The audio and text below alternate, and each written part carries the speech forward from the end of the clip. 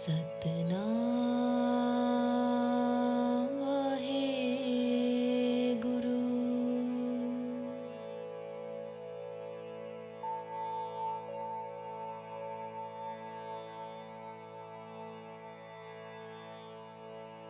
Satnam Waheguru.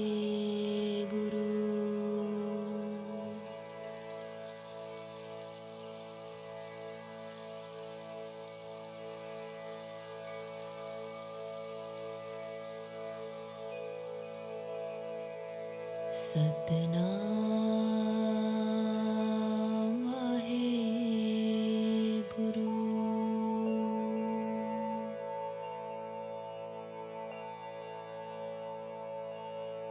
Satnam Waheguru.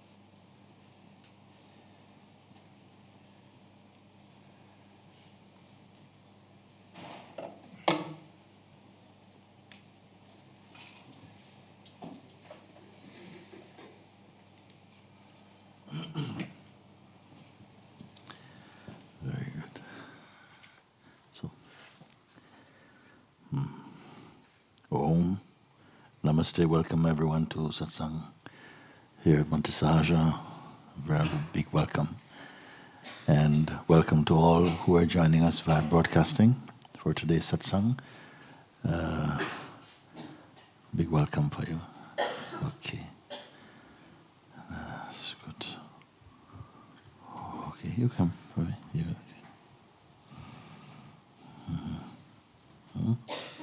Well.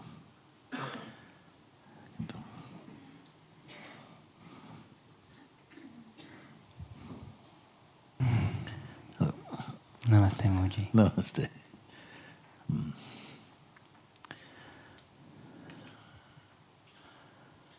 It's nice to see you. Good, good. Same. I'm coming to you with a question to help me. Perhaps just tell me what you see from how you experience me. How I experience you. Yeah. Trying to sound too spiritual. My visa is ending, and I don't want to get into all the details, but if I wait I have 2 or 3 weeks where I can stay here, and then I would have to wait 3 months to come back. Or if I leave very soon, in a few days, maybe I can come back in a month. And so those are just some logistics, but more it's about, I really don't know where I would go. And I'm also wondering if I should come back, because part of my fear, I don't feel, thankfully, after Zimar was so beautiful, so the flowers finally started to break through the ground for me, and I felt the sunlight on my soul, and it was so beautiful, and I'm so grateful I had that. And since then I've felt this less of an attachment to be here. Like before it was, if I leave the Guru's feet, I'll go back to the crack house, I'm gonna, and so now I feel more in God's hand, that either way. But I also have this fear that the mind is it's saying, you're comfortable now, things are okay, you go back. And so I ask you, maybe even for the next month or 2 months, where maybe I would go. And then also if you could comment on how one searches in their heart to know whether to stay or to go. And then finally, just you seeing me, the flower that I am right now, breaking through the ground. Do you feel it is best for me to, at least temporarily, geographically drift away? Or do you think it is really best for me to stay with the community here and keep going?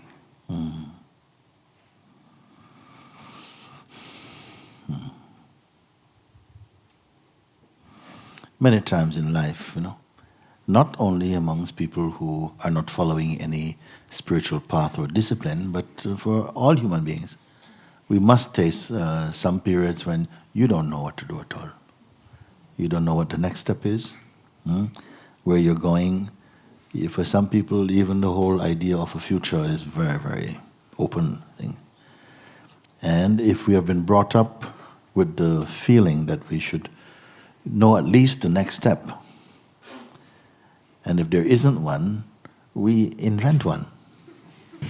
Just because the idea of being without one seems so unbearable. If you've been brought up like that, it will feel like, what am I going to do? I don't know what is going to happen next. Truth is, nobody knows what is going to happen next. Nobody has ever known what is going to happen next. You see? What we feel is that we're comfortable that based upon things happening before, it's quite likely that they probably go towards this direction. And something feels comfortable with that. There are people, there are beings who don't rely on this type of comfort or sense of security. Their security is in the unknown. Their security is in the unknown. They're totally comfortable with not knowing. In fact, even the sense of knowing creates a kind of restriction for them.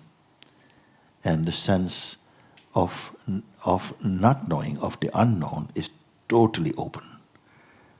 Such beings tend not to have rigid ideas about life, about what they want to do and where they want to go. And who are they? Normally, those people who have found themselves, who are very comfortable, very deeply content with their life. I'm not talking about snug, you understand? Snug means, oh, I'm so comfortable. Not like that. But irrespective of what the life might taste like, they accept it, that this is like this for the moment.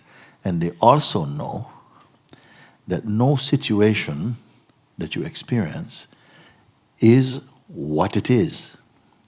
Your moods change the way things look.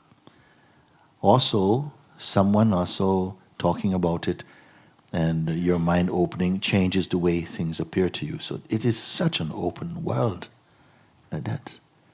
Can we be comfortable with that? You say, now in these past days in the Zimar retreat, the flower of your being is pushed through the ground and is opening up. You see? But flowers are quite delicate things, so we need to take care of them. You see? Otherwise, there are things waiting to eat them up. You see? It can feel like that. But then you must also remember that that which causes the flower to open up is going to remain with it.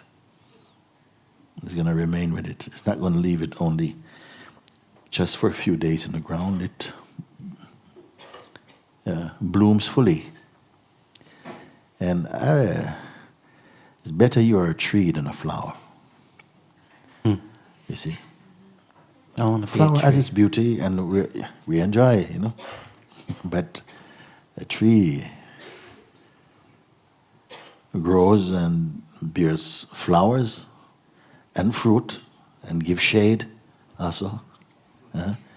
Your being can be like this, like a mighty tree, growing, and giving shade also to those pilgrims, and giving fruit to people who are hungry, giving flowers to the poets and the artists. Everybody gets fed by that tree. I want to be a tree. You want to be a tree? Tree. Flower like- sounded good when I said it, but now that you mention it, Yeah. And, tree sounds really good. And that's how we grow also. The more you open your ideas, the more it feels, there's more volume to your life, there's more space. Your whole being feels open and panoramic. And then you think, well, flowers are nice, but you see, I want to be tree. Then later, I want to be the sky. The sky. Then I want to be space, unending space. Can anything come close to describing your true self?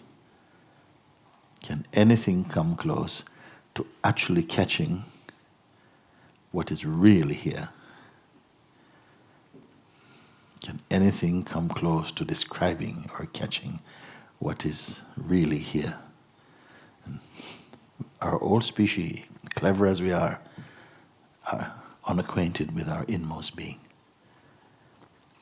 No descriptions can conquer this, can encompass the self. The outer world we can try to conquer, but the inner world, there is no end. There is no end. There is no time. Out there, time. In here, timeless. Satsang is the door to introduce you to your timelessness. And when? Today. Every day. Every day is like this. So what's actually happening is you are flowering in your timelessness. This is what is happening. You're flowering in your timelessness. You're becoming less an object, in fact. This is why I say, not a flower, not even a tree, not even the sky, not even space. Yeah. They're all limitations. Something where all of these come from, even space itself comes also from there. And on top of that, to show you that I'm not giving you poetry, we introduce you to that. The first introduction begins really in Satsang. It has happened for you already. Something continues unfolding or falling away. Your boundaries, limitations, keep falling away, falling away, falling away. And you're left as what?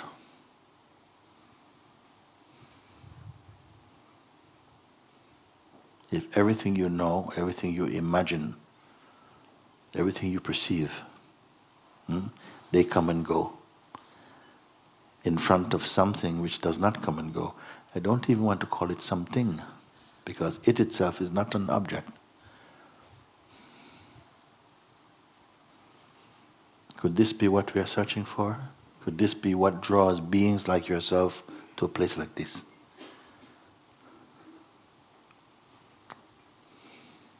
What draws people to a place like this? On a Sunday, beautiful afternoon, when so many things you can be doing, why you come to some place like this?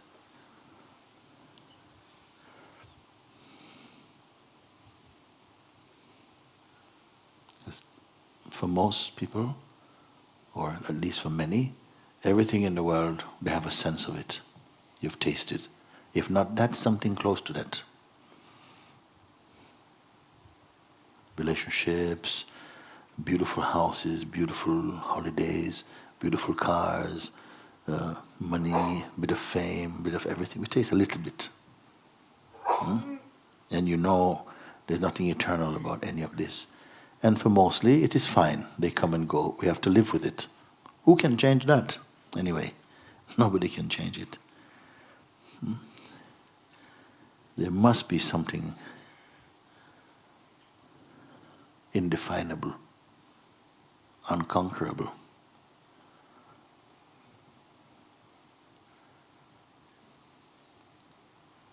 So you may say, yes, you must have sensed it, because you say, yes, it is opening. And you know when something is opening for you. When this is opening, this consciousness flower or consciousness tree, whichever image suits you at the time, is opening, what it means? That the old regime of thinking is slipping away. Something much more fresh is taking place. Like a peeling away of layers of dead skin or limitations are being peeled aside. And it is said, like the onion, you keep peeling away every layer, every layer. Then you come to the second to last layer go. Then the last layer go. And then what is there?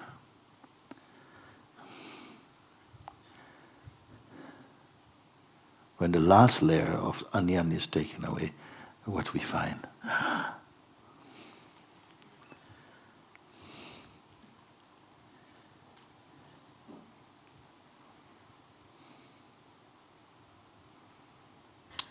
I feel surprisingly open. I just, in these days, I don't know where I'll be in 5 days, and I am, it feels good. It's good. Feels very good. It's very good. It's very good. And I thought maybe I go to Africa, maybe I go to Jamaica, maybe I don't know. And leaving that space for God to book my ticket. Yeah. And He's a better travel agent than I am. Best secretary. Yes. And so there is an openness of whatever grace drops in front of me. It's like a geographical Christmas. I don't know what'll be under the tree. It's kind of it does feel open, and I'm sort of letting grace show Yeah, up, yeah. which I could not have done 2 months ago. I would have, yes. And This is good. Yes. This is very good. Um, There are many people who every moment is like that. mm, Every moment is like that. They're not even thinking about moments. They just don't think about time at all. So like tomorrow, what am I going to do? That even doesn't enter consciousness. So no fear. When you think too much, fear will come. If you don't think, let's see if fear will come. If you don't think. It seems unfair to say something like this because everybody has to think, no?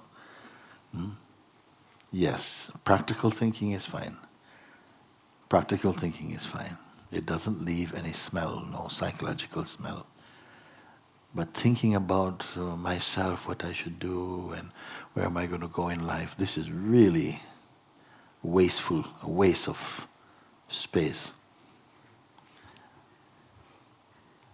Particularly, that will not happen much for those who are in search of truth or freedom or a true discovery of self. They should not be indulging in such kind of thoughts, you know. So, unknown. Yeah. You have 4 days to the unknown. Okay? Actually, every moment you're in the unknown. Every moment. But because the mind says 4 days, have to leave, then have to leave becomes the unknown. So 4 days, countdown has started. The clock is ticking away. Yeah. The clock has always been ticking, but especially now we notice it. Then 3 days, and 2 days, then 1 day to the unknown. Then the day of the unknown. When will you know? Somehow as you're walking, one step at a time move. When you have to move one step at a time, your old being is opened up, very sensitive. And you pay attention, one breath at a time you take. This conscious breath is very beautiful. Very beautiful breath. Yeah. I think the concern is I'm okay with the not knowing. That almost feels thrilling. Mm-hmm. It's the awareness that whatever makes the decision may not have the best view. And I have the Why other part. decision? Why decision? There's not so many decisions in life to make. Decisions also is just bad practice. We just get used to, some people are addicted to making decisions. Even if there's not one to make, they'll make one, they'll find one. It's true, you know. There's some people, so many things to decide. Some people making many, many decisions. And others are like, no, occasionally it appears like something needs to be decided. And even then, if you trust, because you know that moment must come and must go. And something must happen in that moment, or not happen, but the moment will pass. The appointment will pass. You see? And something trusts that. Something trusts that, you see. You say, maybe, I don't know if the one who makes the decision will be the right one, and the right decision will be made. You have to say, what the heck was happening? If the wrong decision is made, but the right attitude is here, it will turn out good. Oh, that's relief. Yeah. I keep forgetting that. Because in life, Yes. actually, nothing ultimately is wrong.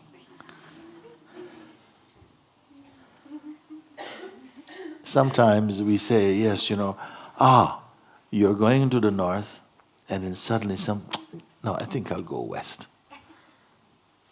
Or you got on the wrong train and say, no, we're going to the west. No, I want to go to the north. Then you go to the west and you feel, that was nice. You met someone nice on the train. They introduce you to a nice place to stay. And it turns out that you meet an old friend you haven't seen for a long time. You think, wow, it was great to end up in the west. Or you end up in the west with nothing. So, oh my God, this is the worst thing that could happen.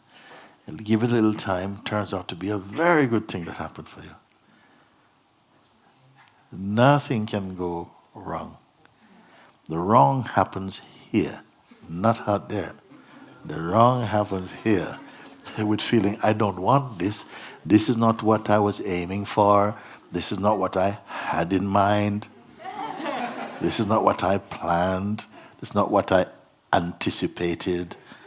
This is not what I was promised. This kind of stuff. That's where the wrong go.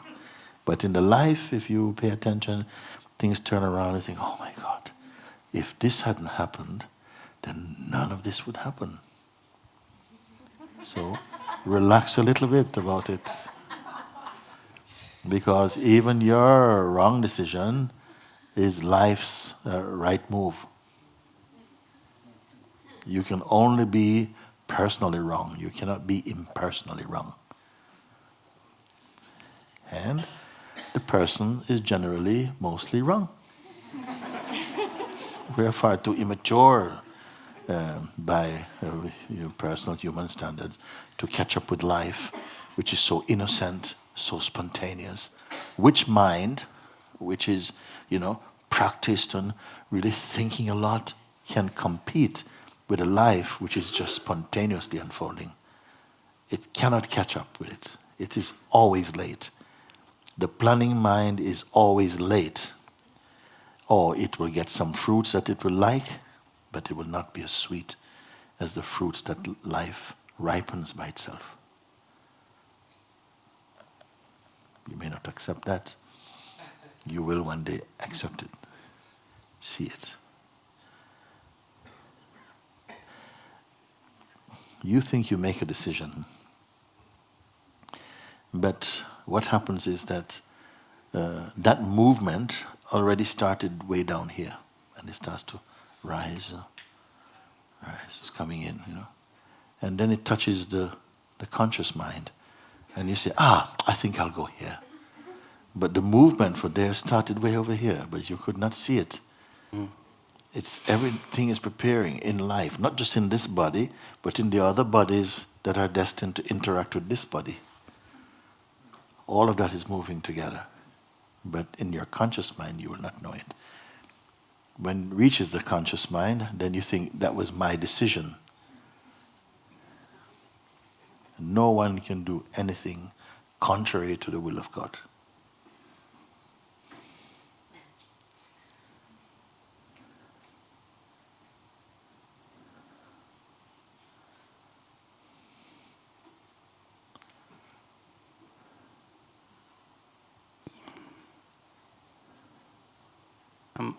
I'm going to get greedy and ask one final question just because my heart wants to ask it. And if you say, you already answered the question, this is more, and if you don't want to answer, I accept that, which is that just, and if you don't, well, you know what you're doing. I don't need to tell you how to do your job. I don't know what I'm doing.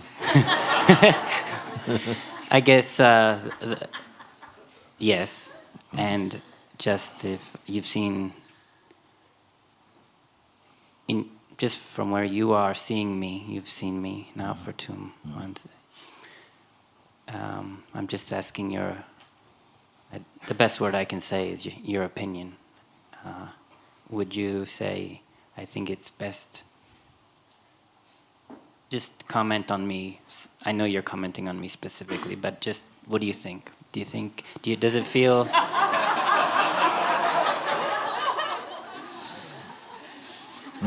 Just give me a look, just... What I can say is, in fairness, from the time I met you until now, there has been some change which I feel is very beautiful. some softening, some more peacefulness has come. This I can say. Generally, I don't notice your visibility. More I notice your invisibility, if you can follow that. I notice when there's less of you. Less of you personally, then I see more of you in a true light. You know? This is beautiful. You see. But if you ask a general question, what I see when I look at you, I know I'm seeing only the self. I see only the self. When I listen, sometimes I seem to be hearing something that's behaving that is not the self. Something called person. So, with personal views and personal dreams and personal whatever. But what I see, and by see I don't mean only with my eyes, I mean with all of my being, is there is the self in its flow as life and diversity, in its expression as life and diversity, and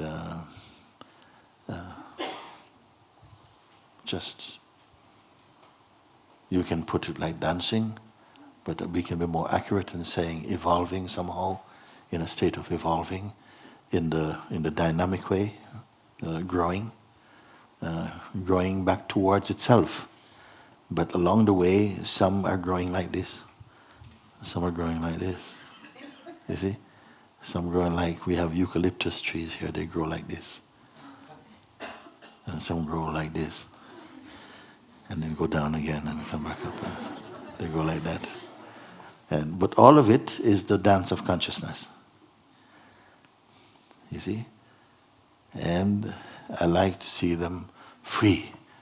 The trees going free. I am not really so much interested in bonsai. You understand? So, constant, too much control. Tight little bonsai. No fruit. No shelter, you know. Live on a shelf or something. No. I like to see you in the open terrain, full wind, full sun, full power, full rain, full joy, full fruit, full season, full.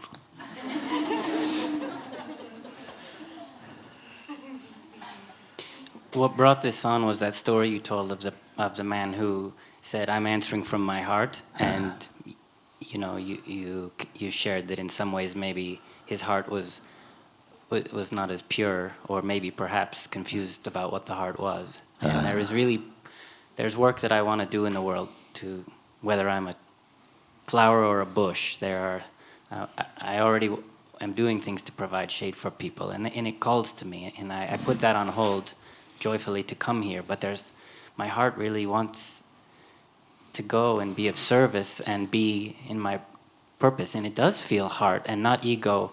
And then I have this fear of, well, is that my heart, or do I just want to? So put the main focus on completing your sadhana. In the meantime, with your right hand and left hand, do what comes that life brings to interact in a compassionate way with life, yes, but don't let the focus slip from you. Because very often there are people in the world that want to help, and it seems a beautiful gesture, but sometimes they just interfere with things which are kind of unfolding in ways that they're not able to comprehend. Like this as well too. That's not to say don't. Everything goes into the big soup pot, you see. So, but I would say concentrate on completing. Be very complete if you can, rather than be half-cooked, you see. Put energy on really clarifying inside your being. This would also help any outer expression you're making, you see. It will be more properly informed, more supported, and not coming from human projections, from the human concept of helping. There's a lot of surprises on the way when we talk like this, because your inner work is going to transform the way you look at things also. It's not that you're doing your inner work while the world weights for the investment of your actions. No, because your inner work changes the way you perceive the seemingly outer world.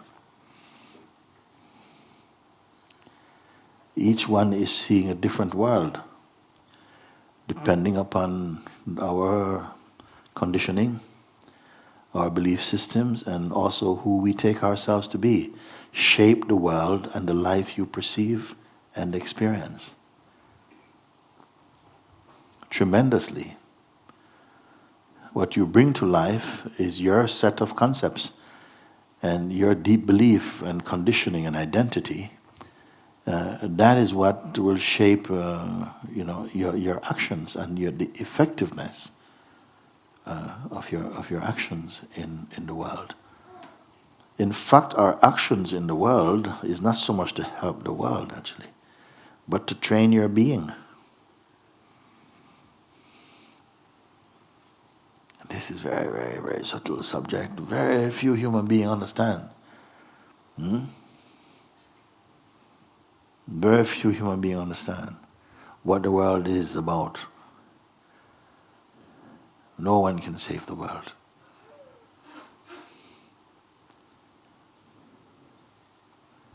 There's one earth, but there are billions of worlds. In each body, a different movie of the world is playing, shaped by conditioning and belief and habit and identity and culture.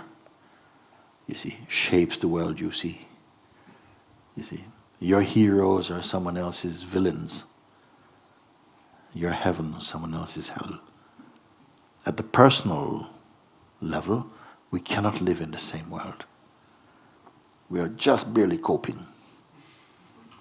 The human thing by itself does not work, actually. It works only by grace. Only when the human organism, the human being, combines itself with grace and with trust and with inner understanding, then life begins to flourish in a more beautiful way. Not by human activities only.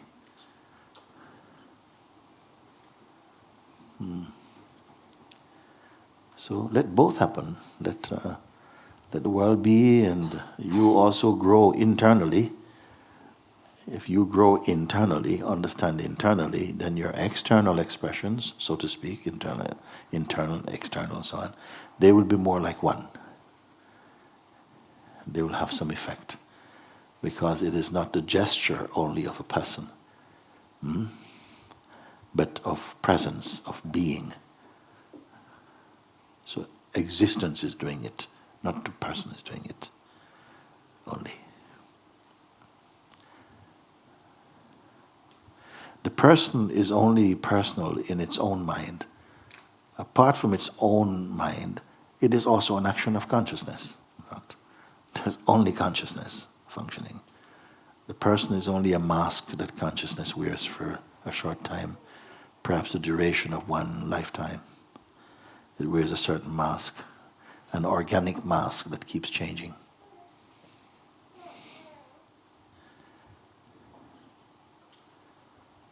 Thank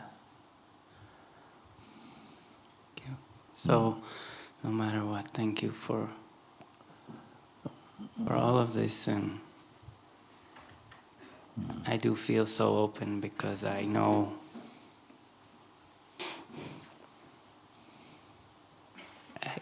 I know that wherever I go, you'll be in my heart. Yes. I know this. So I'm not going.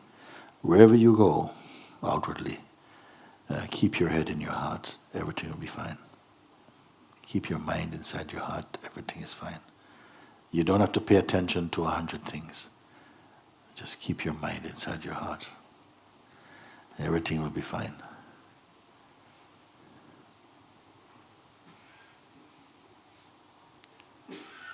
Very good.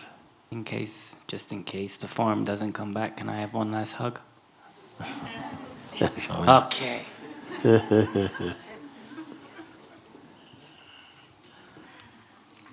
Yeah.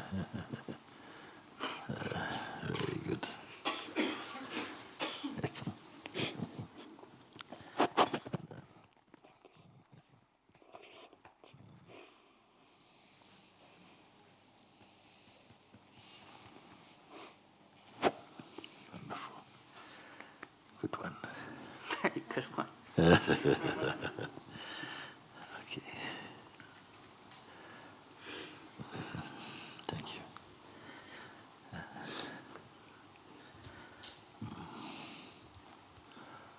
That's,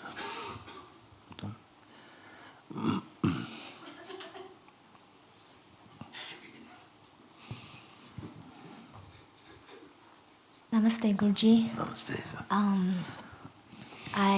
Just want to share some my seeing during my inquiry. Okay. I don't know they are truthful or not, so I'd like you to confirm. I don't want the Okay. wrong idea. I don't want to believe the wrong idea. I got a little bit cold suddenly. You got a and, little cold. I catch a cold. Oh, okay. And I couldn't sleep in the night, so I start getting up to do inquiry. And I saw a lot of thoughts appear and disappear, and You saw a lot of what? thought Okay. appear and disappear, and it feels like they in different location in front of me, different thought, different location. I can see the emotion in different location, and they appears, and I see. Oh, suddenly I just can't remember.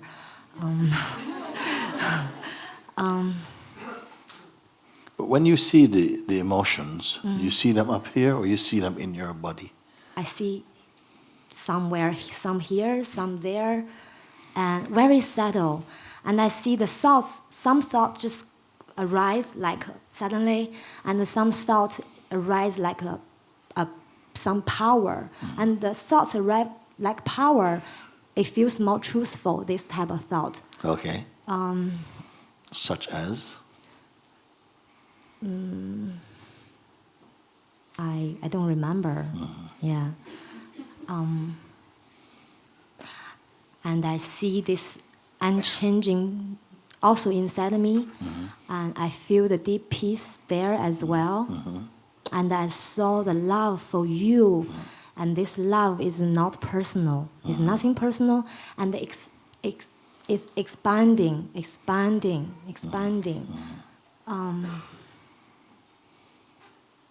And recently, when I see you, I got this headache.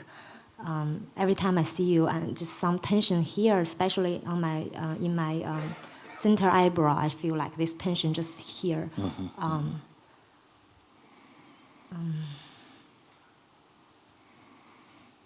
There's something else I can't remember. It's not here this moment. I don't know this a true What is seeing. here this moment?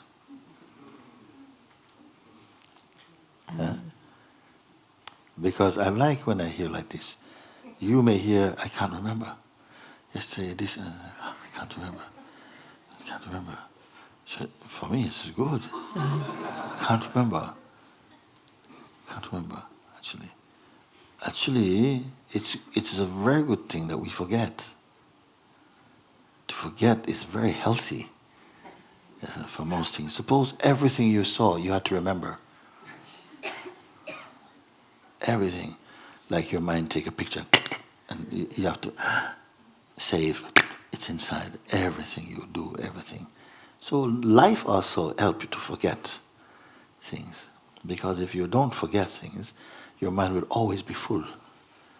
And that's torture, if your mind is full. So, okay, everything you forget. What is here now? That is not yesterday. It's the present. Yeah.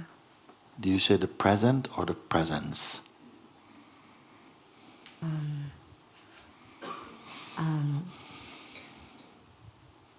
Present means? It's just awareness now. Awareness. This is presence, yes.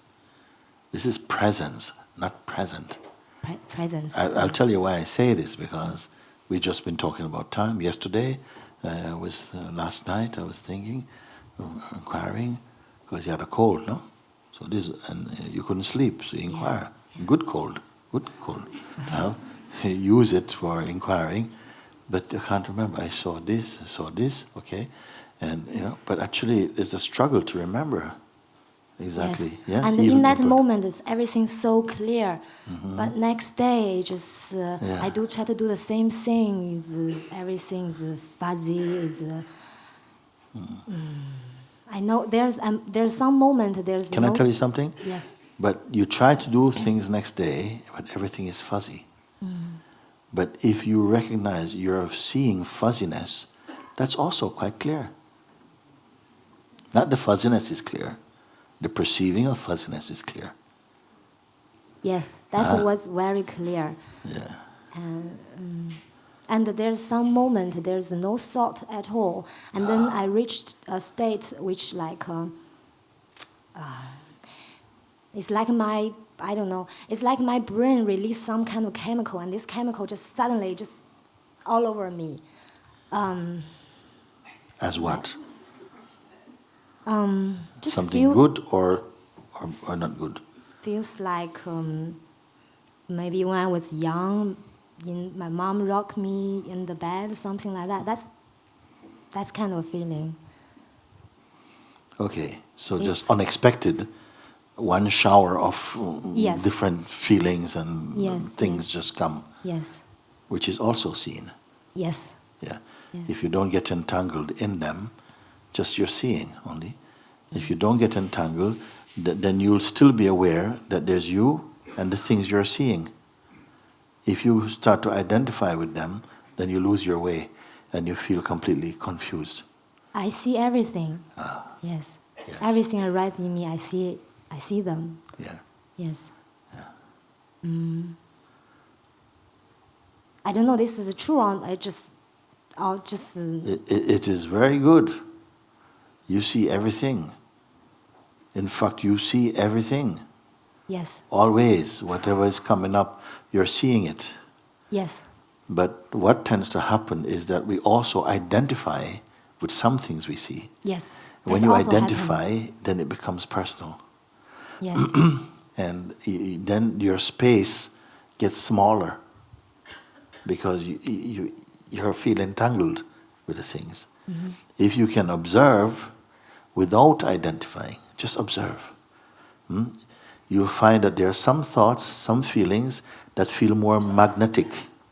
They pull you more strong, pull something. But if you keep just observing also the pull, after a while, something is okay. I drop them immediately. When I see them, I just drop them. Very Any good. thought. Yeah. And what remain when you keep doing that? I feel I go back to my heart. Yes. Yes. Yeah. Do you go back or you are already in your heart?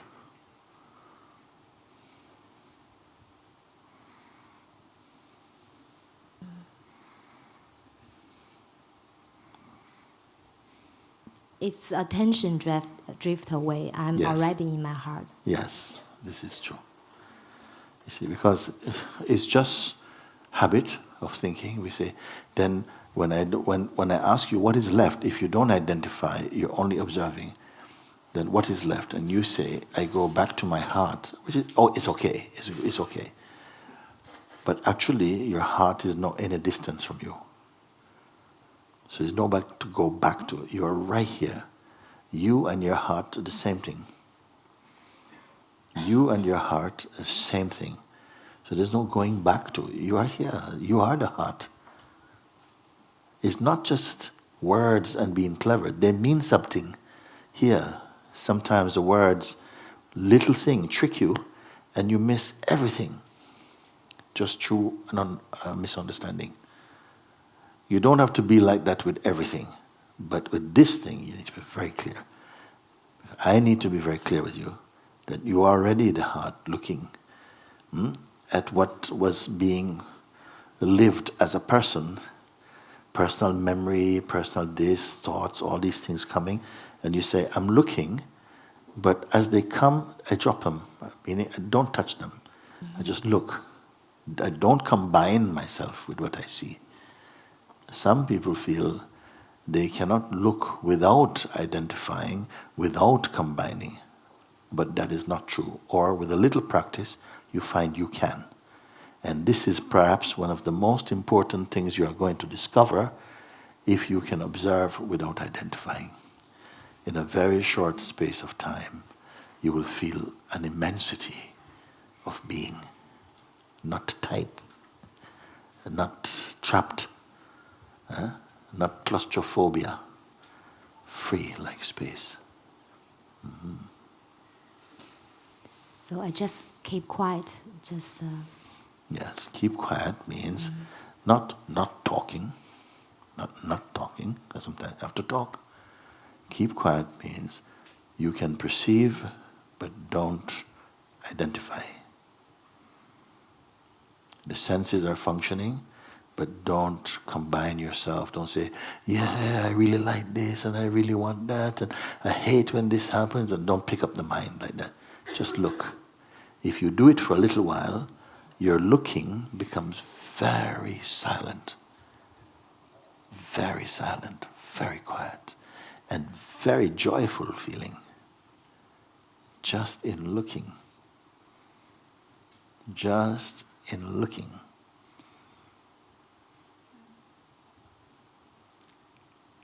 Yeah, very good, very good. I want to tell you a story about this also. In the days of Gautama Buddha, this is what happened. There used to be some schools of thought where they used to debate a lot. They used to come together and they would challenge each other in spiritual debates and other kind of philosophical debates. And some people, they had a following, and they will go and challenge you if you have a following. And then you will debate together. You have like a competition, and you will argue. The leader will argue with that leader. And if I win all of your followers and you. You must join my thing. So some of these people had a big group, because they had a very good debater, going around the country challenging with these conversations, philosophy and these things, spirituality, philosophy. And then it says that one of these big leaders he came to Gautama, the Buddha, and challenged the Buddha. You have a big following. Many people are following you. I want to have a contest with you. But if I win all of your followers, and you must become my follower. But if you win, all my followers, including myself, we will join you, and we will follow you. So everybody is very curious. What's going to happen? Because we believe very strongly in the Buddha, but this man is very powerful. What's going to happen? So the Buddha listened, and he said to this man, okay, have you ever experienced your true self by winning any debate?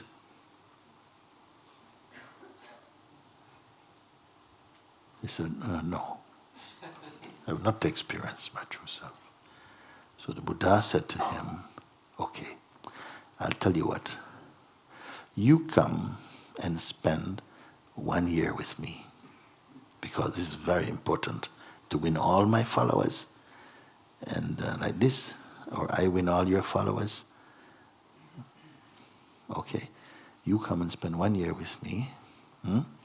After this 1 year, you can challenge me, and then you will win. If you win, all of my followers, including the new ones that will come to me this year. Okay? But you come to be with me for 1 year. But for this 1 year you're with me, you must not talk. Don't ask me any question, okay? Don't talk to any of my devotees. Just come and sit down with me. Just sit. Don't speak. So I think about it's a strange thing you ask. But I'm up for it. So 1 year he spent with the Buddha. He did not speak. Did not have any discussion. And his mind became very quiet. When the year was finished, the Buddha summoned him and said, okay, fine. Today we will meet and we will discuss. The man says, you're a trickster. You are a very big trickster, he says, you see. Huh? Because you gave me this condition, I must not speak for one year. But I could think. But with thinking and not speaking, my mind became quiet. It didn't want to think. I became quiet and more quiet and more quiet. And all my desires went. Past went. Future went. Identity went. Following went. Philosophy went. Everything went. Everything became silent. You see? Everything becomes silent. And now, I don't care to debate about anything at all. So, I am going to be your devotee. And so is all of my followers have to be your devotee. He said, because you beat me without words. You destroyed me with your silence. Who could compete with you?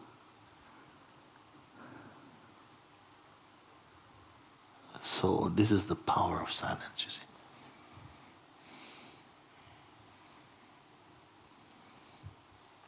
You may say, beautiful story, but that's not useful for practical life. This is 2015 now. 2,500 years, 2,600 years. Is Buddha's example useful today? Yes, yes.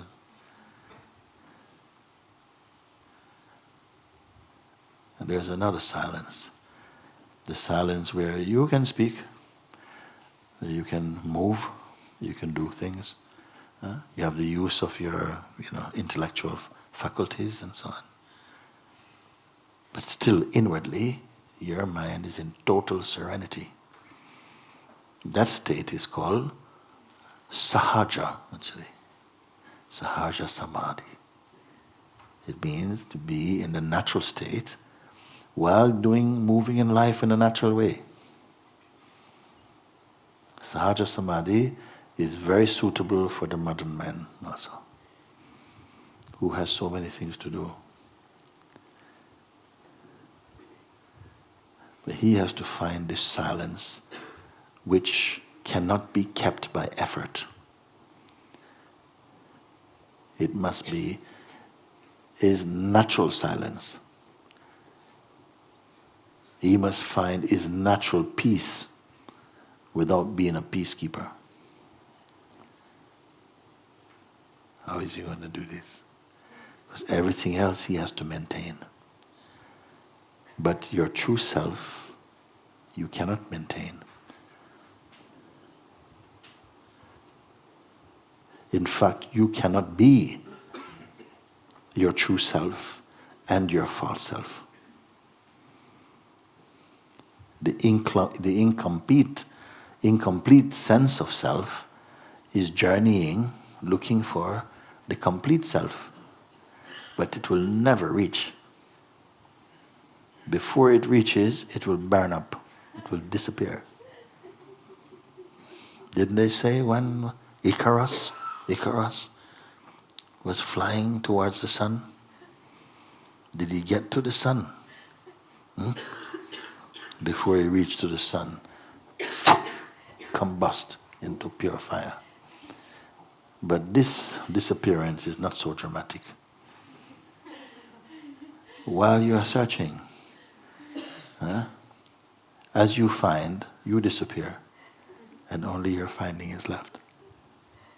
You as person disappear, and you as the real self remain. But you will not notice.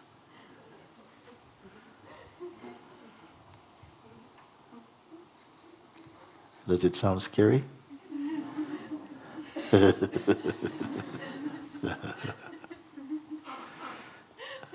Okay.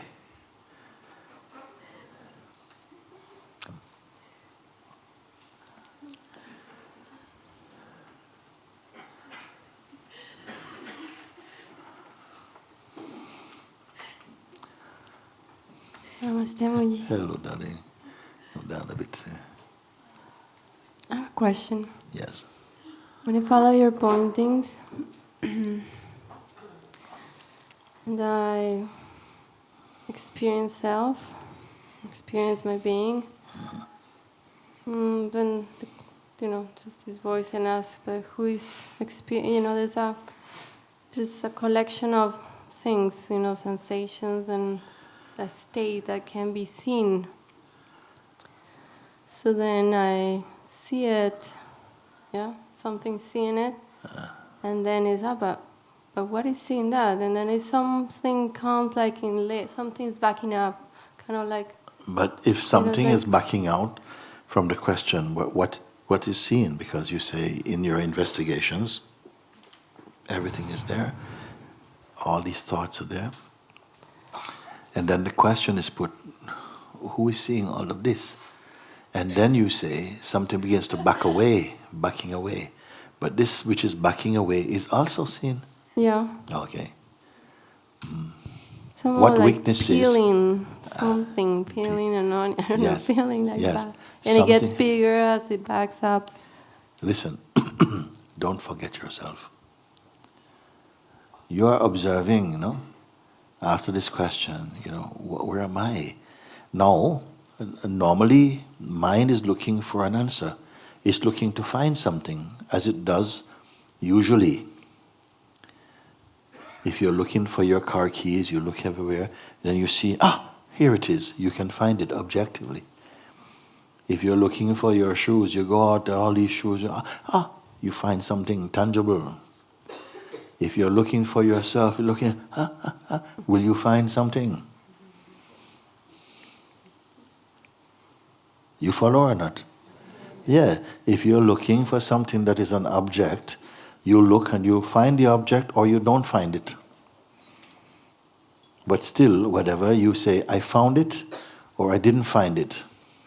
Because you have the evidence of your finding and the evidence of your non-finding. If you're looking for yourself, I'm getting closer. Yes, the layers are peeling, layers are peeling, layers are peeling. Last layer is peeling. Oh, what is inside the onion? Nothing. Okay, nothing. But you are also seeing this nothing. Isn't it? If you are peeling an onion and you are the onion, not peeling out there, you're peeling here.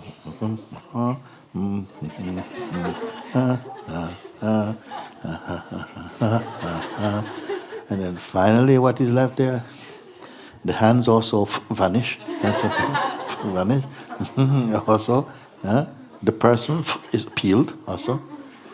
So inside is what then?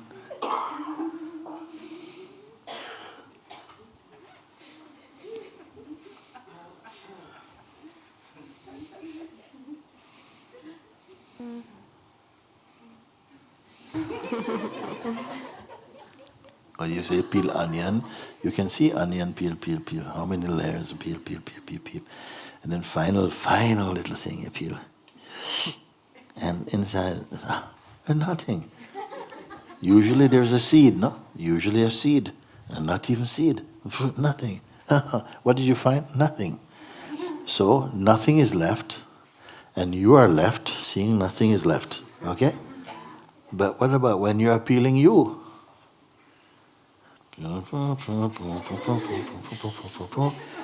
Layer of imagination, layer of what you may call intellect, layer of memory, layer of identity, layer of I am the body.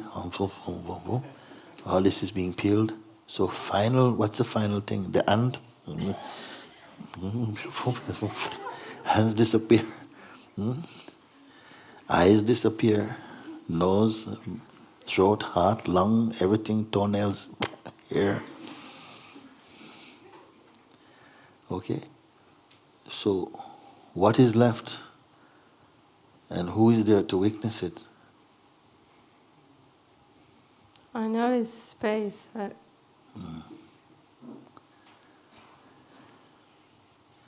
How you know it's space? How you know it's his space? Even intellect is peeled, also throw out.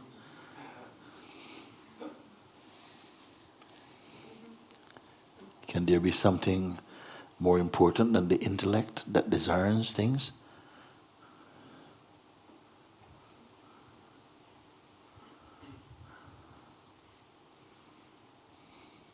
Because something can say, let's give an example.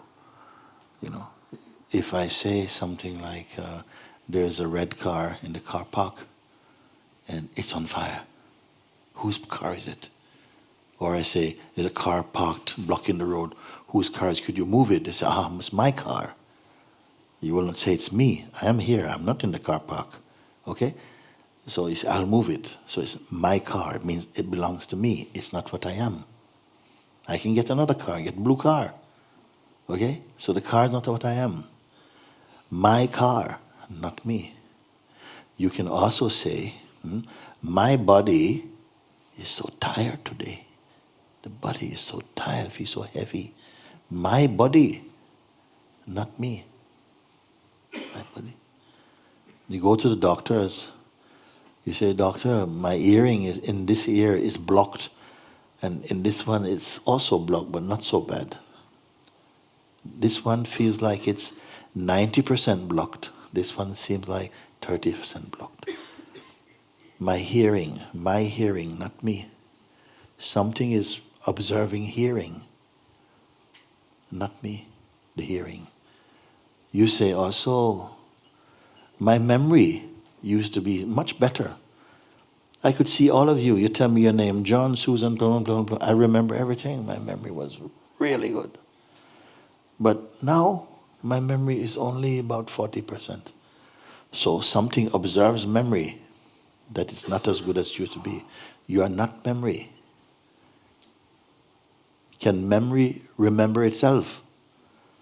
To whom does memory report? So something says, my memory is not as good. My sight is not as good. Also, my powers of discerning, my intellect was much more sharp before. I used to be able to discern things so quick. Now, not so good. So must be something apart from intellect that is able to observe even intellect. To say the intellectual power is not so good. What can it be?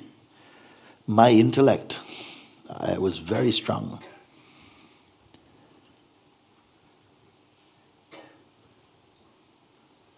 My belief, I used to be Orthodox Christian.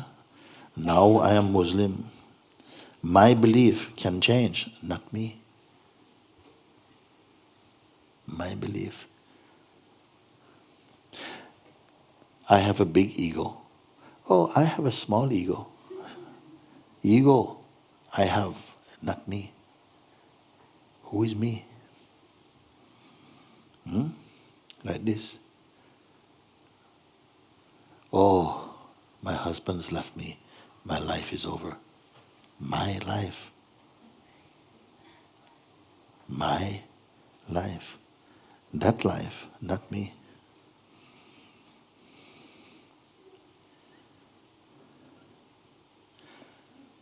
I had an operation and I died actually and came back. My life was gone actually. And then somehow I was resuscitated, or I met some heavenly being that told me, it's not your turn, go back. So I got my life back. My life, not me. Who am I?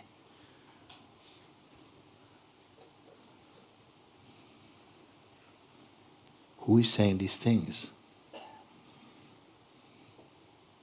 So if you leave all these things aside, my house, my family, my senses, my ego, my memory, my intellect, my belief, my trust aside, what is left?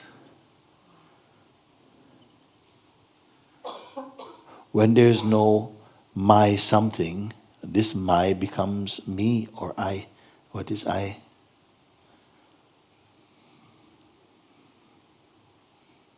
unassociated. What is I? Can it be seen?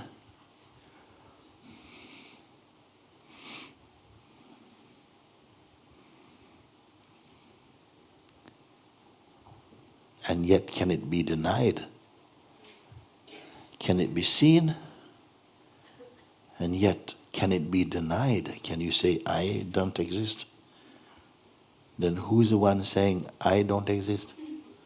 Who witnesses non-existence to say I doesn't exist? What, another I?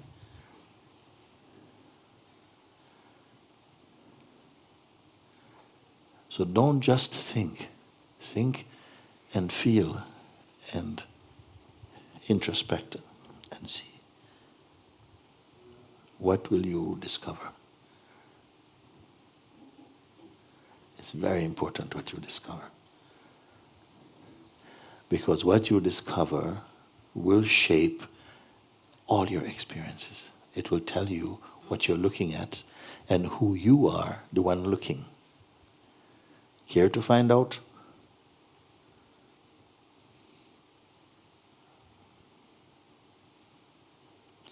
So you are on the right track. You're looking. But you must complete your looking. Sometimes people come to a certain point and they begin to back away because they come to a point where they see that they have to question their existence as a person. And they're afraid that if I look, I might see something I'm not ready to see. You're not going to create, you're only going to see. And if you are going to see, it means it is already there. But maybe something doesn't want to see. And you're being encouraged. Don't be afraid. In fact, you're only afraid because we're believing the wrong thing.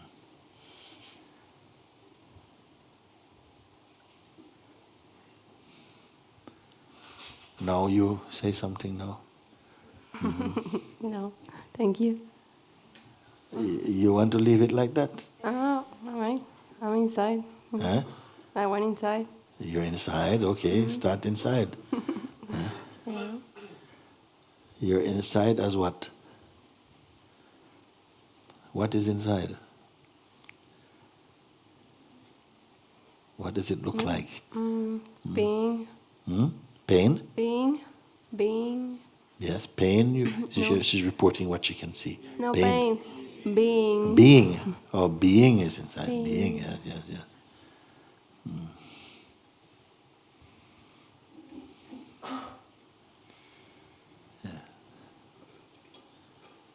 Tell me something about this being that is inside. Is it completely always the same? Is it changing? Is it happy?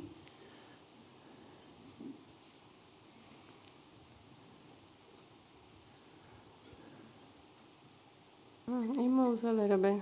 It moves about a little bit. It moves a little bit. Moves a little bit. What is watching being move a little bit? Because being is usually a sacred thing. Oh, being, wow. And then she says, it's moving about a little bit. So what is watching being moving a little bit?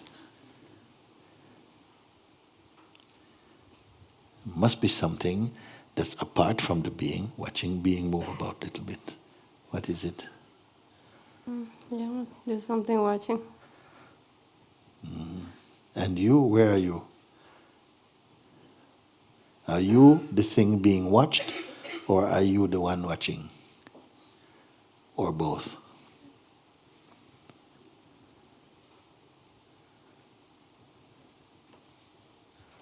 Don't invent. Both. Both. You're both. Equally strong, or one more strong than the other one?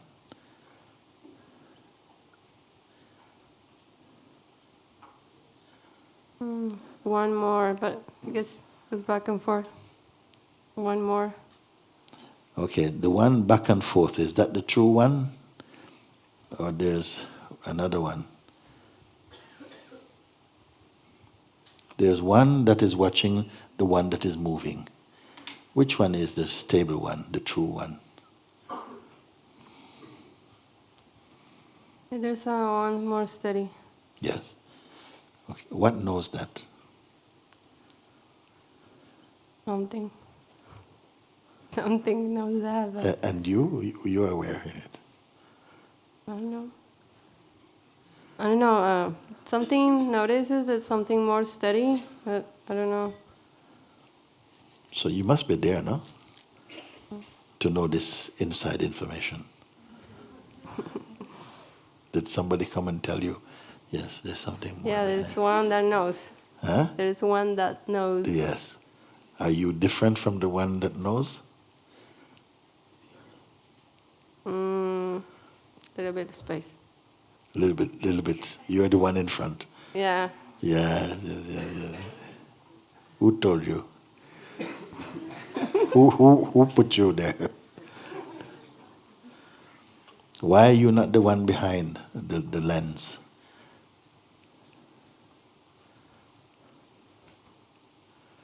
Yeah, there's one that knows that. Yeah.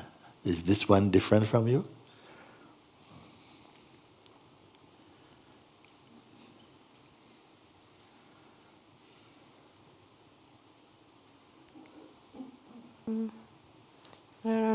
I don't know, because if I say it is me, I don't know, it just kind of feels like if I say that's me, it feels like I'm putting a Shape around it. Yeah. That's only because you're putting a shape around you.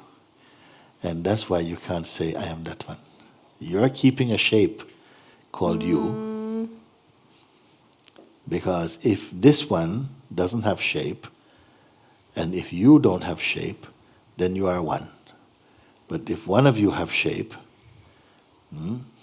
then you'll not be able to admit, yes, I'm the same one. Does anybody follow what we're talking about? Oh, good.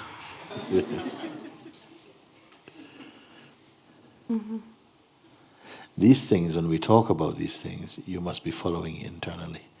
Then it becomes your seeing also. It is your seeing. Your seeing.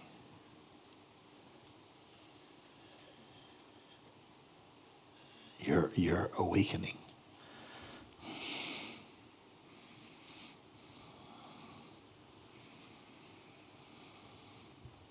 So what do I do with the shape? Did something with the shape, yeah. Yeah, that's the shape. Yeah. It does not have a shape, but you may feel you're holding on to a shape. You see? And shape means identity. And therefore you cannot admit, I can be that. Therefore you must only be an object in the sight of that. You see? But you are determining this also. This fact did not exist before you determine it. Who sees this thing?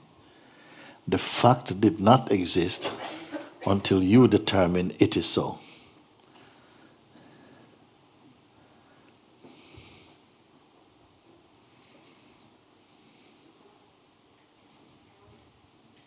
Why? Because you don't speak the truth. If the insight is clear, then the truth will be spoken. But the insight is not so clear. So right as you're looking, you may see clearly enough to say, I am that. Or, yes, that is there behind. And I'm here. Because your own self-limitations will make it sound like blasphemy to say, I am that. So go and meditate on this a little bit and you will. Okay. Thank you. Good, thank you, thank you.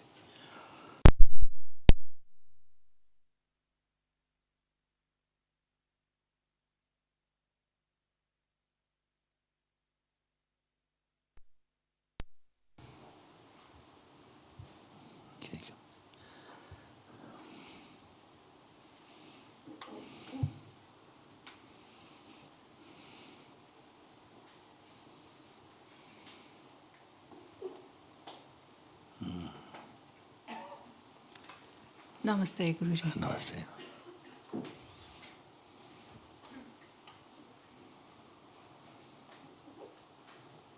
After 3 years following you and 1 year intensively listening to you, in the Zima retreat, I was able to listen to you.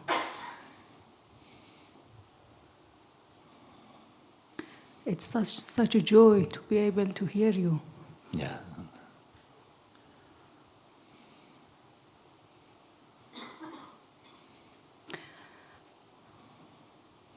When I don't remember exactly when, but maybe at university or at a school,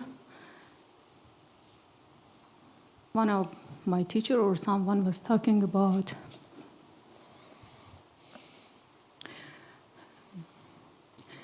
Mansur Hallaj when he said Ana al-Haq, and the story about him, why, and he has been, when he said that, and for his saying and his telling that I am God, he has been killed. And Yeah. and the question, I had a question that why he said that. Because for me, God was over there and I was here. And I couldn't understand how it could be different for him that he said, I am God. And also, it was in my heart that he knew the consequence by saying that Yes. he's the dead, Yes. but he couldn't stop. But nobody was around me that I can ask the question. I knew in my heart no one can answer my question. And the question forgotten.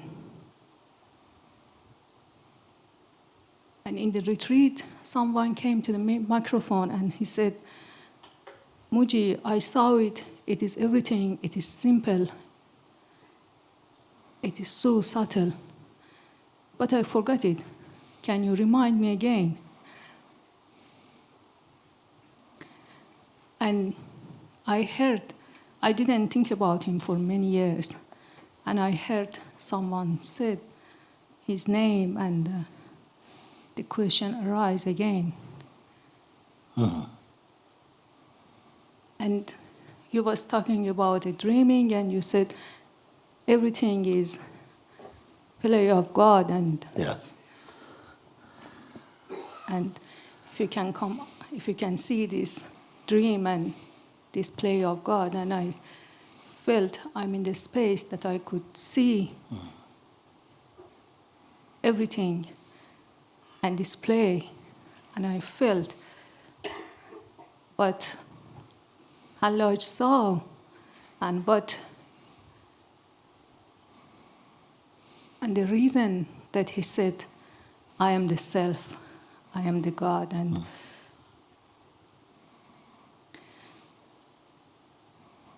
just,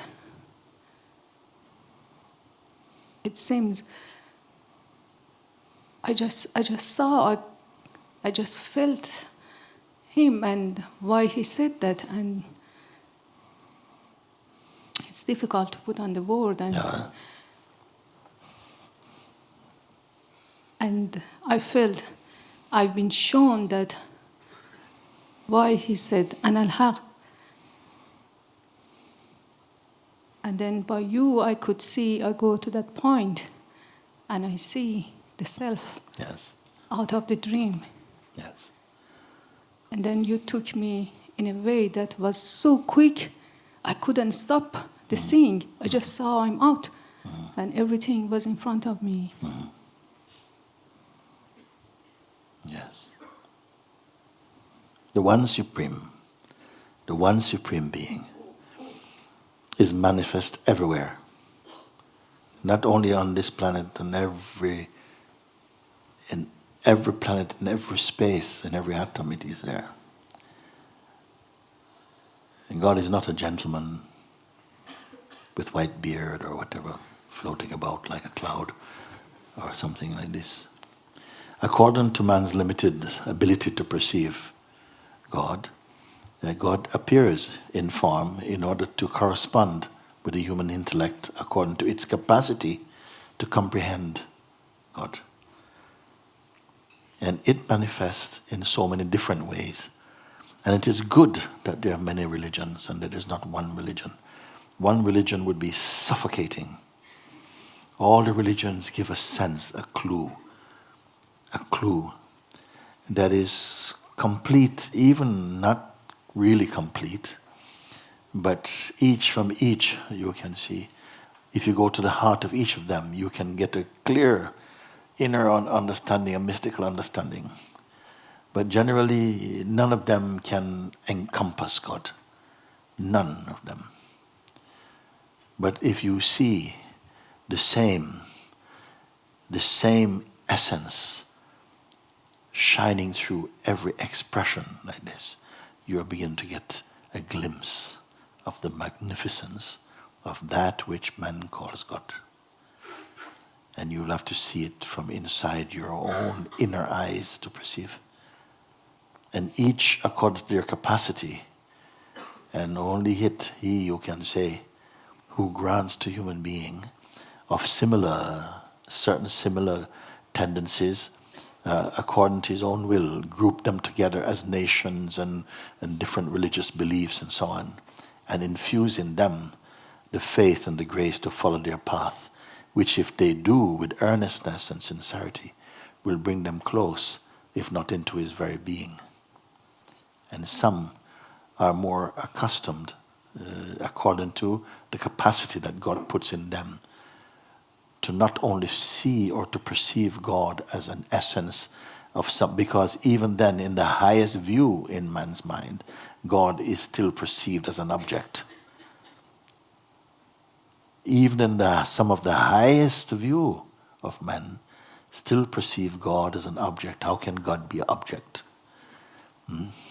He is the pure subject that is imbued and pervading all objects without losing any power from itself.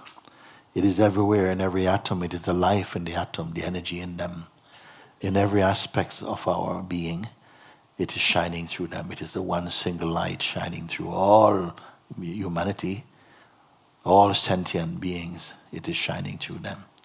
But in the human being, it shines with its most amazing potential, that in this form, the consciousness can contemplate itself right back into the very essence, to the very source.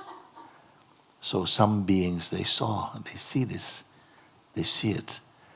And they see it sometimes in maybe a culture that is not used to looking in this way, in such an intimate way, in such an essential way. But still, God gives the capacity. Otherwise, where could it come from, if not from Him? This capacity to see. And yet, men, blind by their own ignorance, seem to possess the power to take the life of one who has seen, because of this, still by the will of the Supreme. You see, there are beings for whom, you see, you have to remember that we value and cherish highly our life in form. You see, so you say, oh, why did he die? Because of this. But such beings don't die. No. They don't die. You see, we ourselves are so clinging to the fleshly life. It feels like when it comes to an end, is that we come to an end of ourselves. And indeed, we come to an end of our personal self, the personality, which in the greatness and the vastness of God's kingdom can still continue to manifest as dream and continue, like our living waking state does, to continue to somehow evolve within the dream also into higher and higher and higher states. Who can fathom that? That even now our personalities are not real, but we take ourselves to be very real as personality. And the personality is always changing. So which one, if over 10 years your personality has changed with so many different sense of yourself in different expressions, which one is your true expression? None of them. You can continue making a self-portrait every month, every year. Which one of them is you? None of them is you.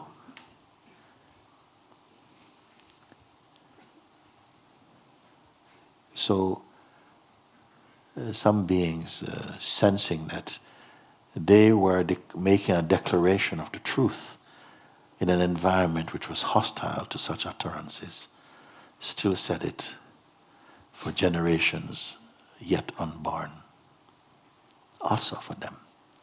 And also for those at the time that did not have the courage to say such things.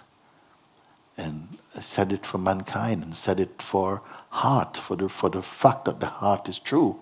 They could not say it.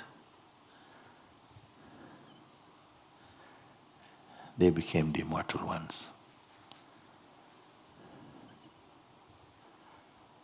Otherwise, if our kingdom, if our greatness is only in flesh and blood and form, if it is only a kingdom of the body-mind, it will go.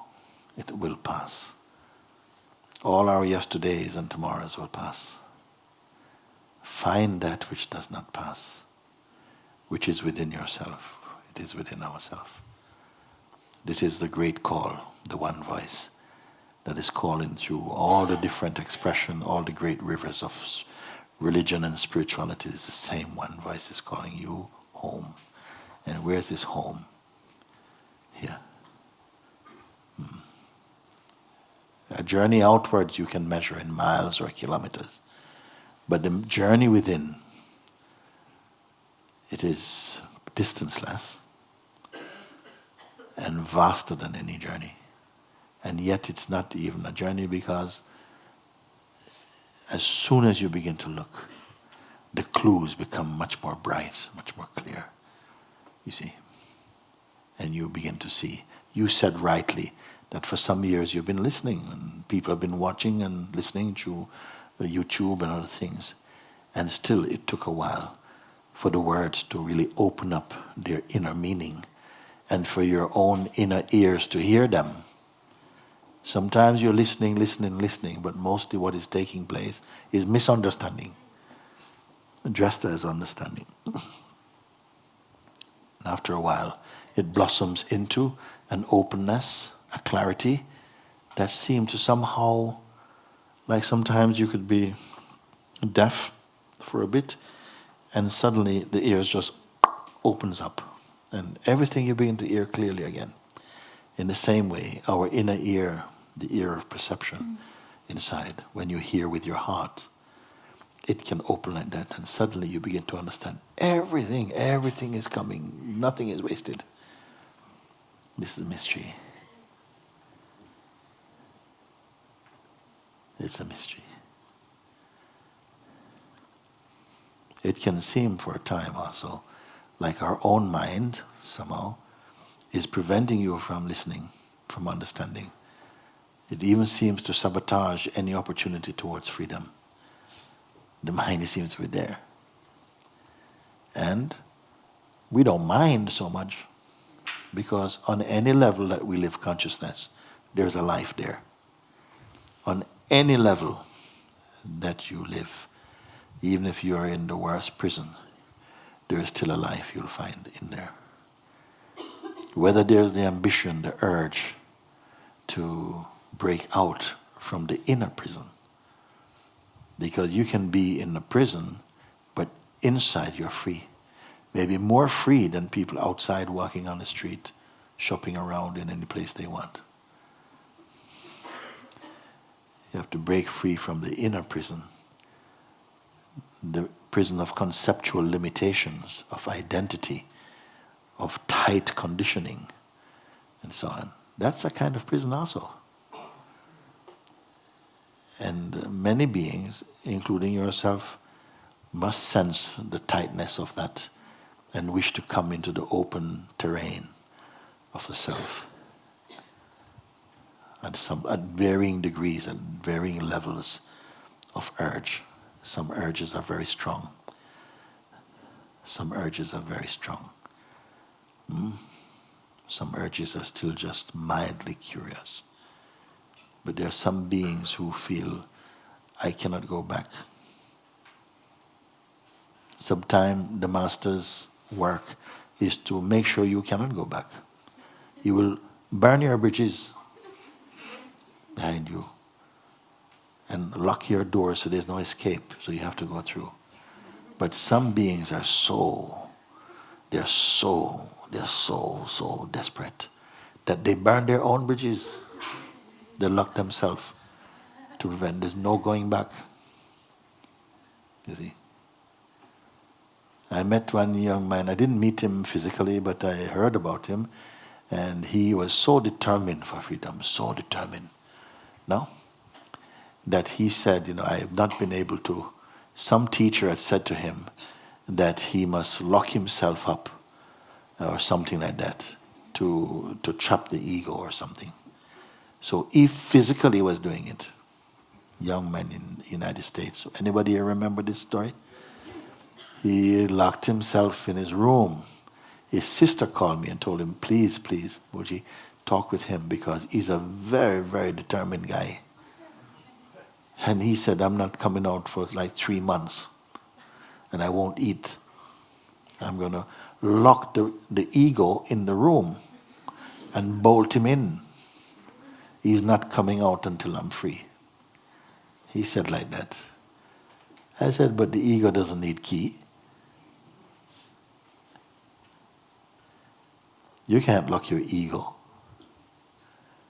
It is okay, physically he's doing something, but I said that there are kinder ways, easier ways than that. To starve yourself, to starve your body to death and so on, there are easier ways than that. But he was very determined. And when we spoke, we came to some place where, he was softening up a little bit, and then suddenly, no. Then his sister said that afterwards, she also shared the same urge, but not as strong as him. She also intended to follow him. But while he's in there, she will stay out to ensure everything is okay, but she's panicked a bit. Some people are very, very determined. But determination by itself is not enough, actually. You must also be open. Sometimes you can be very determined, but you're stubborn, and you want things on your own terms. And life is not here to satisfy your projections like that. It doesn't award you because you're determined. In fact, there is no really you like that. It's just a consciousness with an ego. Unless that determination is shaped by grace, if it comes from the human intellect, it will not happen. Understanding is taking place for you, very good. Very good. Then, cooperate with it. Be yes in your heart with that. You will develop a real sensitivity now. And you will seem to be always going to where the consciousness is happy. So much so that at a certain point, you become one. The sense of I and consciousness merge, and you become one. I feel I'm going to something new is opening. I don't know what's that, but I feel it's not, I didn't experience this before. I feel that, I don't know what is that. Yeah. You don't have to know. Let's not call anything new names now. Just be in that. You're in the power now. So be in that power and you'll continue to, to mature somehow in that, if you want to say like this. Yeah. Can I read one of his poem for you? Okay. It's short. A short one? Okay, Yeah. Good.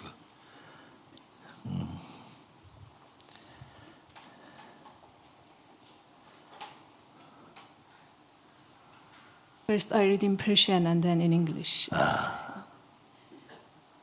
Said, عشق است آتشی که به یک دم جهان بسوز، که به یک دم جهان بسوخت، در قصر دل فتاد و روان جان بسوخت.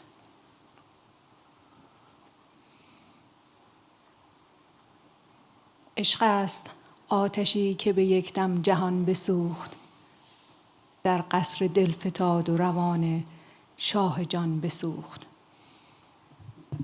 He said, love is the fire that can burn whole existence in a second. Yeah. Yes. Yes. This love is the same love which is wisdom. This is not the love that we can limit merely to the human value system. This love means the unity of being. This love and truth are one. This love and wisdom are one. And this is how it happens. This spontaneous awakening happened like this. Something is looking, and then instantly somehow it is dropped through. We had an experience of a few people in Zimar, when I'm remembering now, one Indian lady was there. No? And also she came with a big pad of questions. I saw the questions, and she didn't finish off her first question, and straight, it didn't follow the line of her expectations. I have 4 questions to ask or whatever. But she was so open that in the first question, something connected and it was gone, everything. So there was no need to ask the second question or the third question or the 10th question. All of them evaporated in 1 second, you see. This is the thing you're talking, this love. And she said what immediately when asked, what is it like? She says, it's like trying to describe what a mango tastes like. You have to taste it. You have to taste it. Yeah. How you can describe what a mango tastes like to somebody who has never only tasted beef burgers, never tasted mango. How it tastes like, it doesn't taste like chips, it doesn't taste like something. They would not know, you have to taste. Nobody can tell you about the self, you have to taste. And then you'll see if you can say, I don't like this taste. Maybe you will be the first to say, actually, enough for me.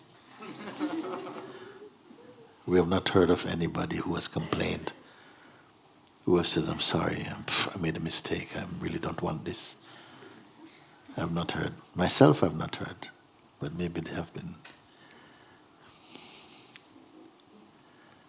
Thank you.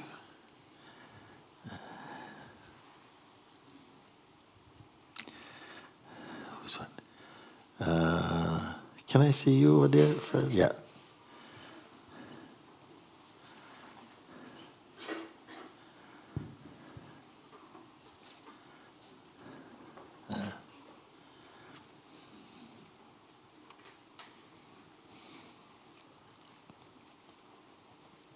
I can only half believe the thoughts are me right now. Mm-hmm. So maybe you can just help me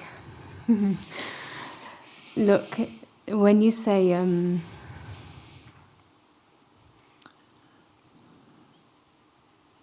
the body can't be aware of itself and the thoughts can't be aware of themselves. Yeah.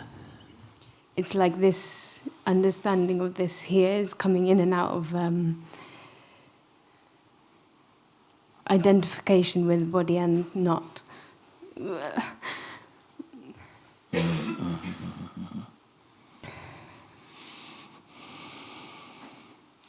Very something very subtle. Listen to this now. I said, a thought cannot think itself. And a thought is not self-employed. It doesn't work for itself. Yes? However, no, it's only when you, as consciousness itself, it is consciousness here, actually. Consciousness is conversing with consciousness, about consciousness, actually, with the notion of itself as a person. just to make it a little bit more tasty. Okay? So, in order for consciousness to converse with consciousness about consciousness, which is a very delightful thing, by the way, it's the same as contemplation. When you contemplate, it's only you. When you're with someone else, it's conversation. When you're with yourself, it's contemplation. When the Sangha is understanding itself to be consciousness, though we may be hundreds, you're still with yourself.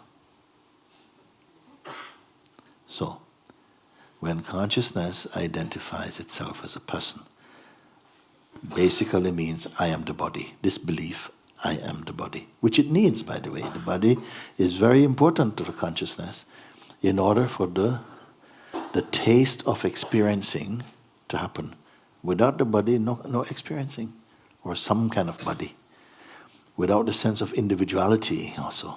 So the consciousness puts on the garment of what it calls a person, which is a conceptual garment, shaped by the belief, I am the body.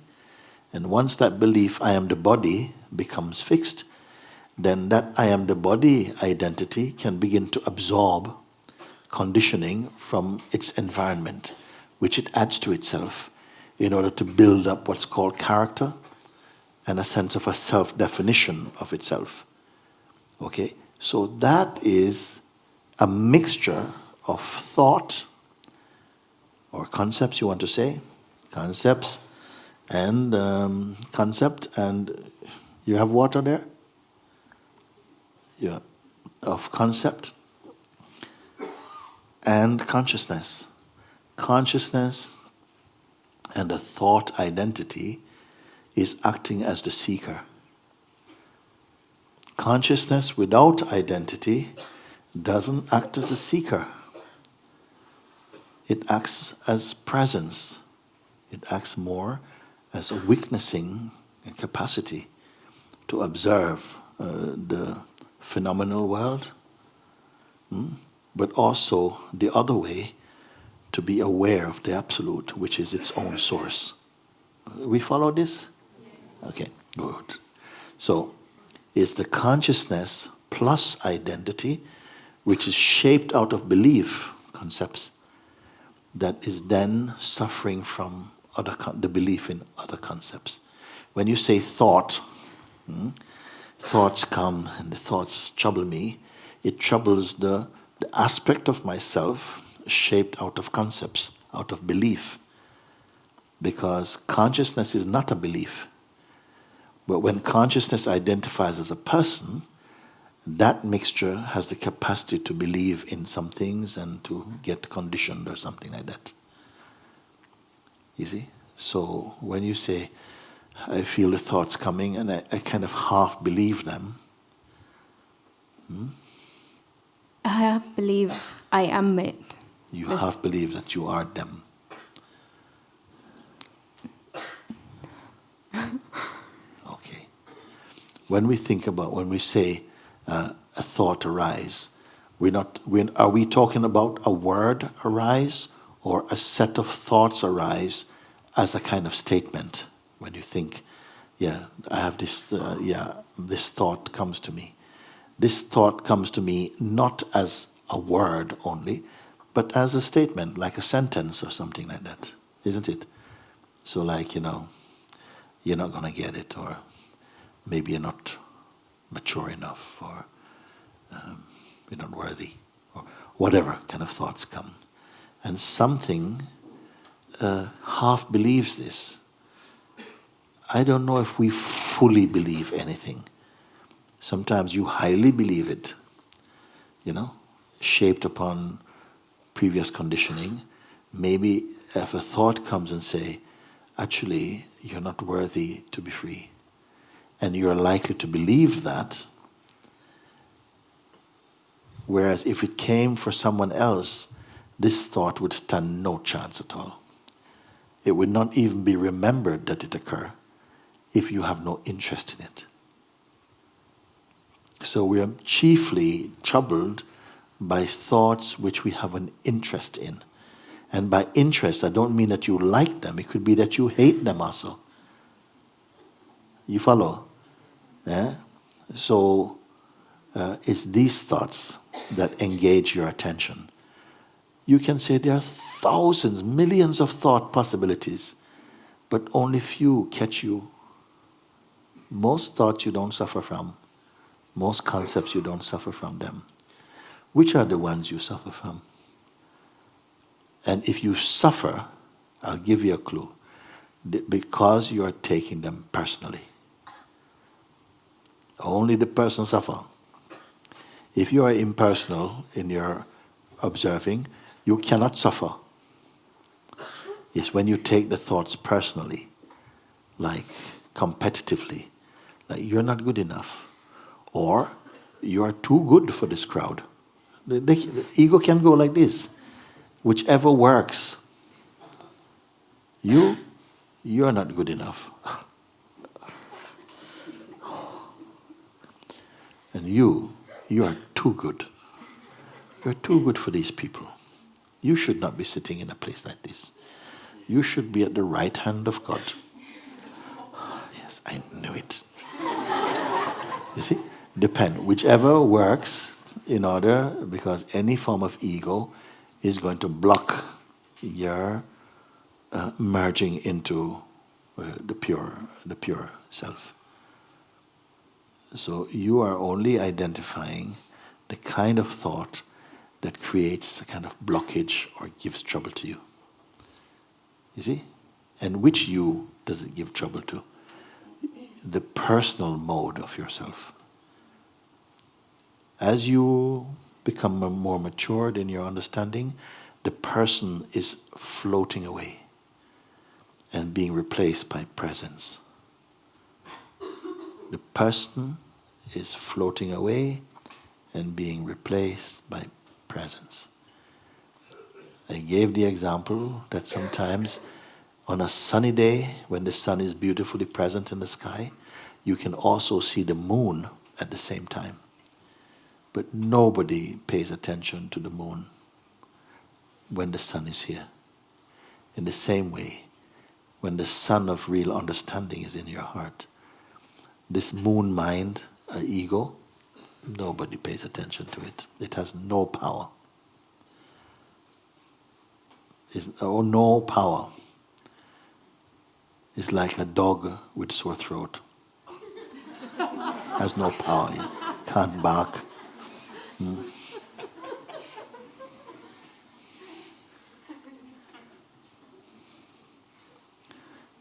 So what's happening now? What happened now? Where are you at? I see, like, I create myself whatever I say as. Does that make sense? You say you create a self. I feel like I create myself Yes. in this moment now as Yes. as what I put the attention to, Okay. or something like this. But it's like a haze of it. But it's clear. But it's but the mind cannot understand. Why give such a strong statement, that you create yourself? Because you can talk many things. We all talk also foolishness. If you don't identify with it, it doesn't give any real trouble. It gives trouble even if you don't identify with it. The trouble it gives if you're talking rubbish, all kind of nonsense things, the trouble it gives is that it builds up a kind of static in a space which could be silent. And when you're on your own in the night, this fried eggs, basically, is still going on because you're so used to creating this type of energy in the mind. If you're quiet, this doesn't happen. So, but if you say, every time I say I create myself, you need not. If you keep your attention on the space, which is not a person, like the space, everyone knows it, please admit it. Everybody know it. It's too good to be true, they say. But it is too good It is too good, too much grace that this is here. And but its secrets, its mystery, its beauty, we have not confirmed. We have discarded it because it's always here. Like it's always here. So you don't look there, you always look at what changes. Okay, and now we are doing this, followed by this, we're going to do that. And here is one I made earlier. Oh, there's another one here. Always into the story, which another few minutes or hours you will not remember. We give so much energy to what you cannot remember. Isn't it funny? Yeah? And the thing you cannot really forget, you ignore. What kind of being is that? The one place where you are unbrokenly happy, timeless, everlasting, hunting for some pleasure that will last 10 minutes, investing gallons of energy, crying buckets of tears about something that in a few hours you can't even remember.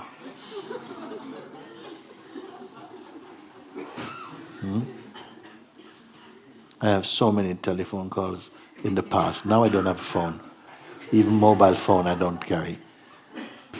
Maybe because in the days when I had a phone in my home in London, I often would come back and I would see little light flashing, red light, which means, somebody called. I pick up the phone, listen to people saying, "Oh, Mooji, please, please, answer the phone. I'm dying." And then I'm half an hour late or 1 hour late, call them. And they're in the kitchen making carrot juice and enjoying themselves. And, "Hi, is that? This is Mooji. Oh, hey, Mooji, hey, how's it going?" Half an hour ago, dying. "Oh, I'm dying." So we make things up all the time. It's a big joke. Big joke. And many people buy into it. Some people are suffering in your name, worried about you, while you're out there having a party and stuff, because you tell them, "Oh, I'm so in such bad state," and so on. None of it is true. And we don't admit it. So these things, I say, don't give so much attention to them. They're not. In fact, it is a form of maturity that you don't give attention to things, that you discern them quickly. That this is nothing. It's not worth remembering, actually. Or the other way, keep your attention on the place of seeing, the place of being, and don't give any person to it. And in a short time, it washes all this noise out. So many ways to be free. So many ways to be free. But nobody wants it.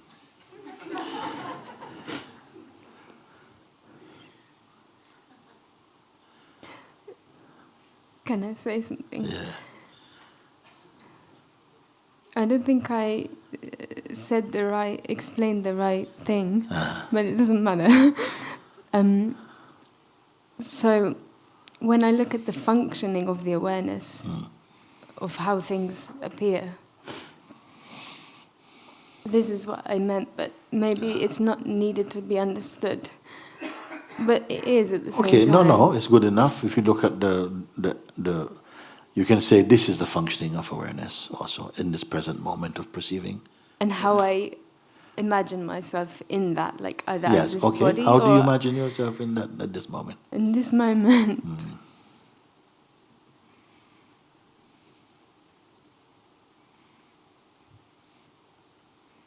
Does it change? It changed. This is what maybe I believe I'm this body, but at the same time I'm aware that I'm not I am aware that I'm just this space that it's all happening in. But there's still a belief that I am this one standing, talking to you right now. But it's just because I give it belief. But at the same time, and it doesn't cause any pain or any. Yeah. There's nothing that seems to touch what I really know somehow here that I am, but still I put myself like this as if I'm so limited. Yes. That's what I was saying. Yeah. We love the drama. We're all the drama queen somehow. We love the drama. Give a lot of attention to the drama, which doesn't stay, it's always changing. And the self, which is unchanging, well, doesn't make the headlines, basically. The way that you're presenting yourself at the moment, the next moment is changed again, isn't it? Why give it so much importance? It may even be acting out some play that you don't know what it's about even, isn't it? Sometimes you're somehow acting out something. You don't know what that's about. And people say, what are you doing? And you start to make up things like, well, but you don't know. Does any of us on this planet know what we're doing here, by the way? I've got a job, mate, you know. I'm important to the cosmos, you know.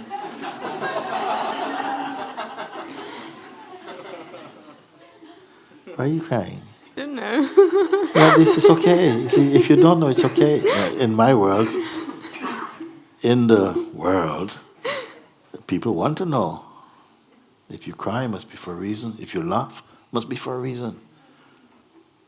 If you sit down, it must be for a reason.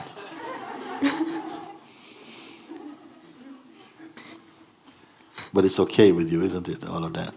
It's okay with me too.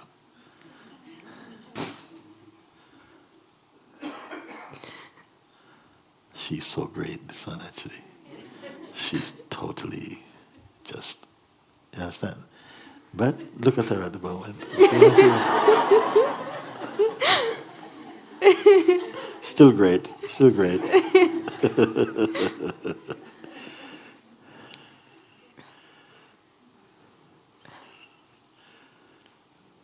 This sounds. I don't want to give my mind a job, but I need to hear something. Mm-hmm.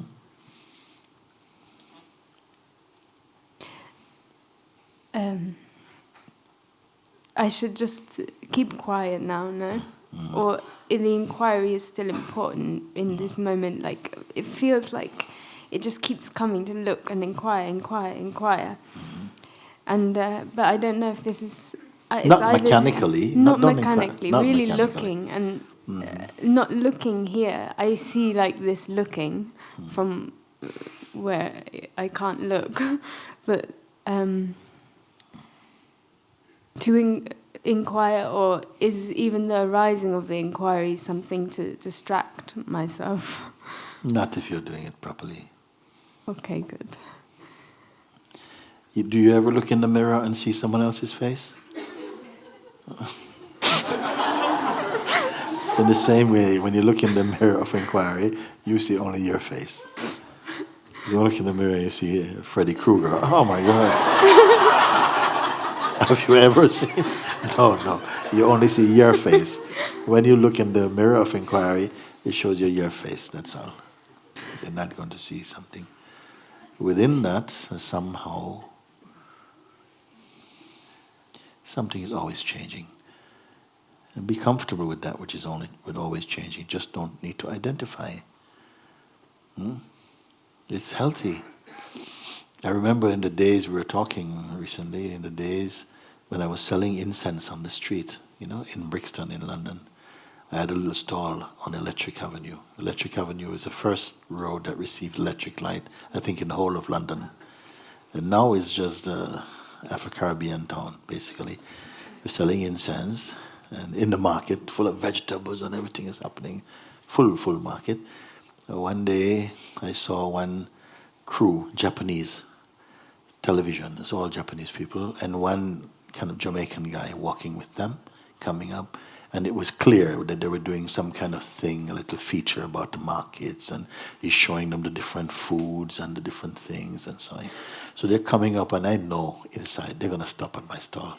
Because it's colorful. Here's one guy that's, for every reason, looks like a Rasta man, selling incense and Indian things and what's the story? So, okay, so they're coming. I said, So, of course, they come to my stand and say, hey, what's happening here? I say, yeah, just selling incense. Oh, incense, it's really good. And you live in Brixton? Yes, I live in Brixton, How do you find living in Brixton? Great. How long you been here? Oh, many years, And have you seen much changes in Brixton? Yes, lots of change. Okay, stop. Let's take. Can we record now? I said, I thought you were recording. No, record. So again, okay. Hello, hey, what's your name? So, same questions. Have you been, how long you been living in London? Some good while now. And, okay, and have you seen many changes? Well, not so much. Oh, stop. Stop. That's not what you said before. You said you saw a lot of changes. Okay. Anyway, and again, we're talking, and they say that Brixton is very much a big drug place and stuff. And how do people feel about that? It's not such a drug place. We have been brought up here. Okay, we take. Okay, go on. 3, 2, 1, take. Yeah. So can you say that Brixton is a, very druggy place and stuff? What, here? No drugs about here. It used to be in the past and things now. Now people, all different crowd. No, hang on a second. That's not what you said last time. So actually, after about 4 takes, I was getting fed up. They're getting fed up as well. And I said, listen, I am not an actor, Every time you speak to me, I tell you the truth. I speak the truth. But if you talk to me in 10 seconds, I might put another version of it. I can't just repeat. You see, and not intentionally also, just different things are coming out. You see? But maybe a Japanese crew not used to, you would cha.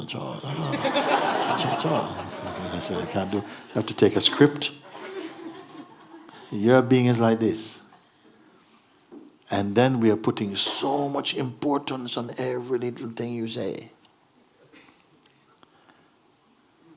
Even the way of expressing the truth is so flexible that it can seem as though, but you're contradicting yourself.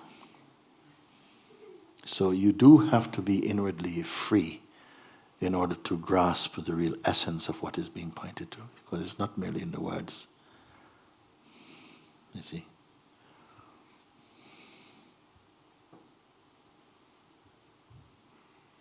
Don't give so much importance to words, concepts, beliefs.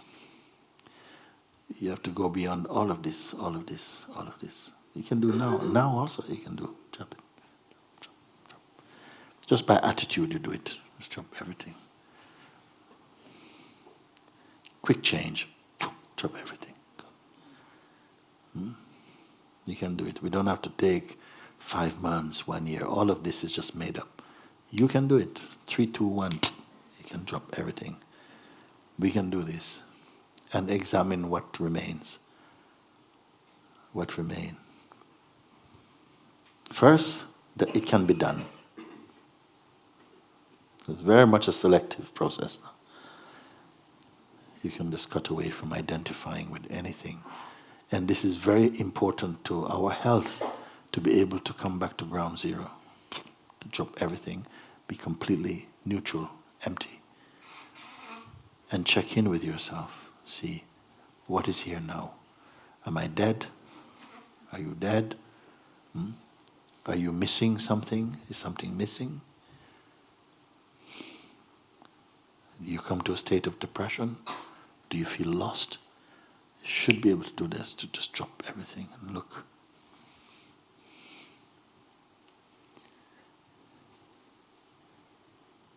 If everything can be dropped, what remains that cannot be dropped?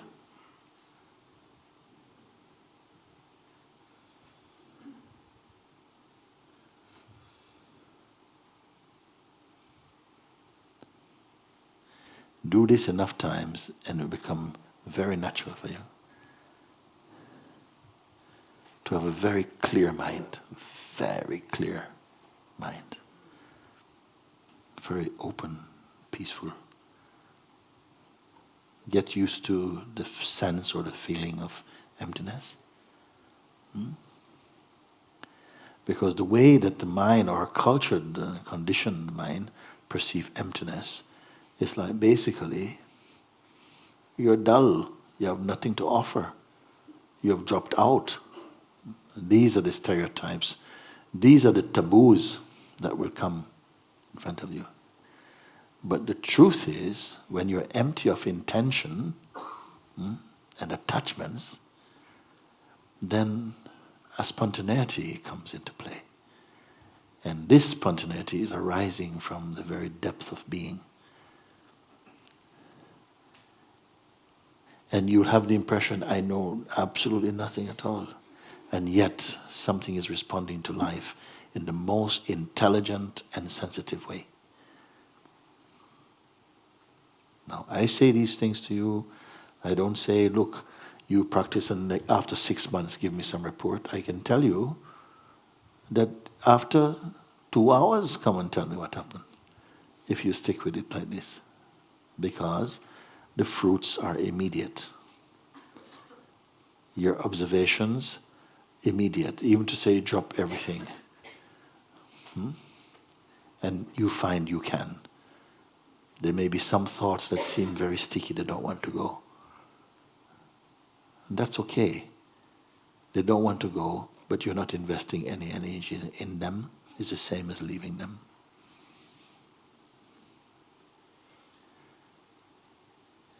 And if you feel, I can't do this continuously because I'm taking a lot of energy, which it can feel like that for a while, then do it in short bursts.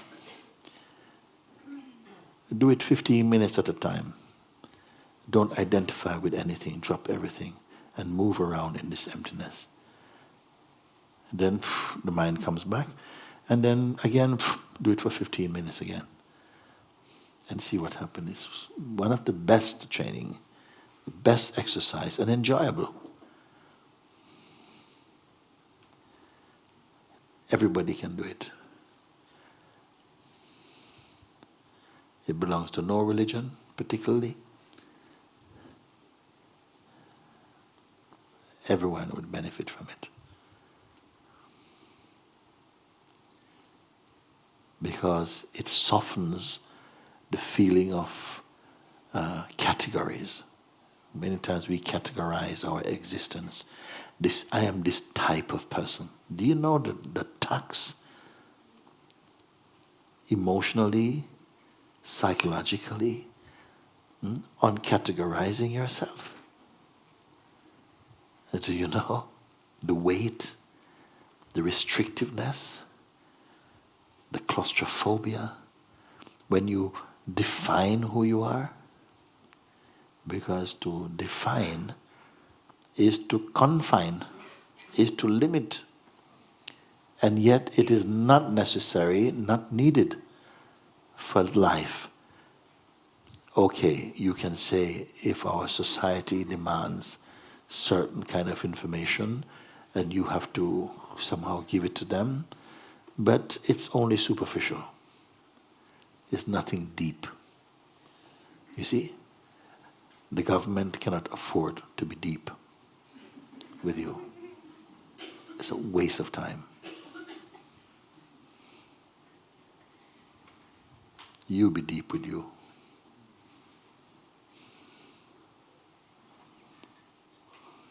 Nobody in life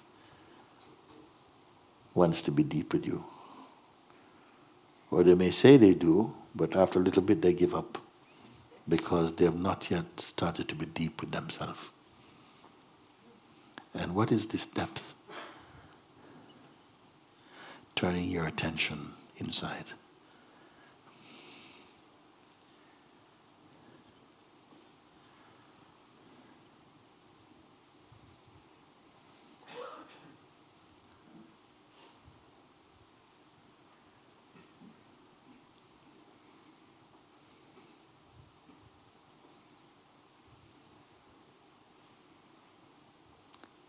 like there is a fear to be formless, to discover our formlessness.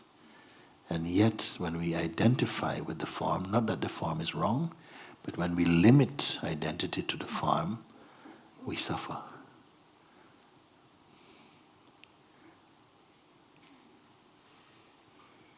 You see, life teaches you the form is always changing. This form is always changing. This was not the body you were born with. This was not the body from last year. Everything is changing, moving. Which body was your true body?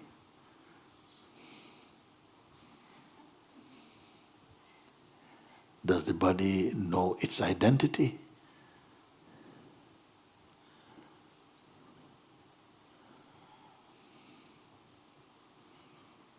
If you are not conscious, would your body be looking for you?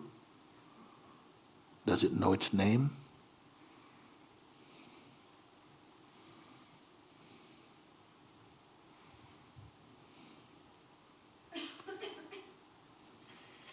These things may feel a little bit challenging if you're listening to them for the first time, and yet, paradoxically, they are your signpost to freedom.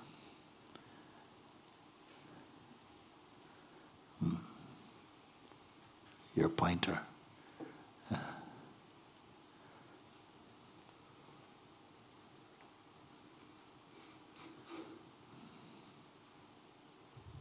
We're good.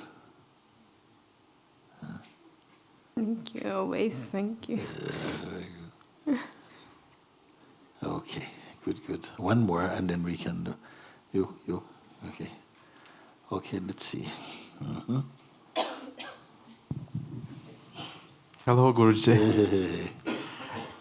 Can I ask somebody to help with Russian translation? Please? Russian translation. Please. Okay.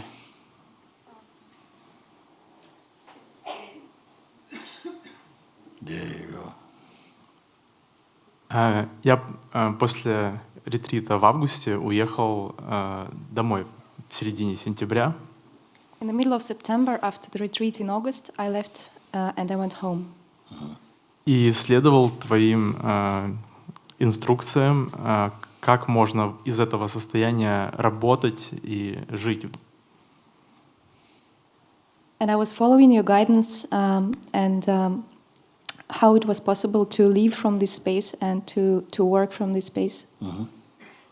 И 3 дня тому назад я понял, что даже если следовать тому, что ты мне показал, работа, бизнес, она какая-то бесполезная. And 3 days ago, 3 дня тому назад я понял, что даже если следовать всем твоим инструкциям even if I follow all your pointings и работать, заниматься бизнесом, and work and do my business, это все как-то бессмысленно. It's pointless. What is pointless? Бизнес, работа. Work, business, everything. It's pointless. Yes, useless and has Бессмысленно. no sense. No Senseless. sense. Потому что, получается, я свое внимание, энергию трачу не туда, использую не туда. It means I lose my energy. I put my attention not to the things that are really meaningful. Okay, so you enjoy work or no? Тебе нравится твоя You работа? were enjoying your work or not? Раньше да, сейчас уже нет. Before I enjoyed, and now Okay, not. Okay, and so you gave everything up? Да. Yeah. Okay. Yes. So, and you have enough to support yourself at the moment? У тебя достаточно средств, чтобы сейчас поддерживать себя, Да. жизнь? Yes. Я бизнес полностью вообще передал, оставил его. Yeah, he left his business and gave it to somebody else. И купил билеты в одну сторону. And I bought my tickets one way tickets. To where? Куда? Домой. Home. Home. Я... It's very good, huh? It's very good. Я не смог больше просто работать, потому что я понял, что это как будто бы я теряю жизнь куда-то.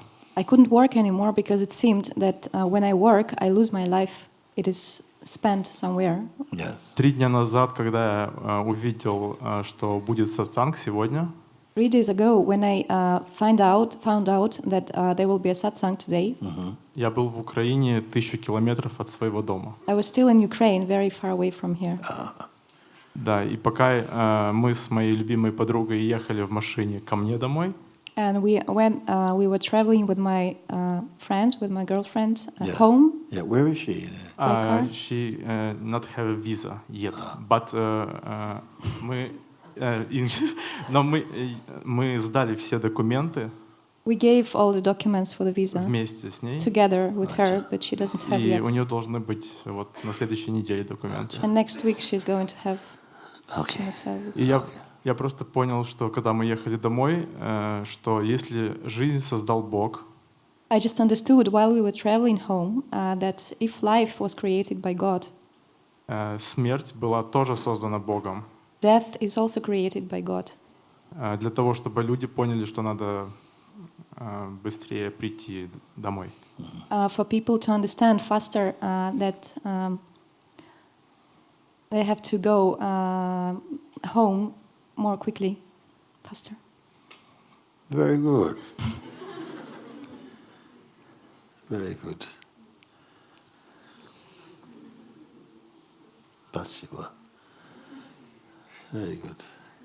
Спасибо. Very good. I open. Yes, yes. You have to be open to do that. Yeah. You have to be open to do that. And I must encourage when I meet someone like that, it's not for everyone to move like that. We're not advertising to people to do this. But if you have that courage, that fire in you, yes, I will not block it, because that fire was in me also, and is in fact.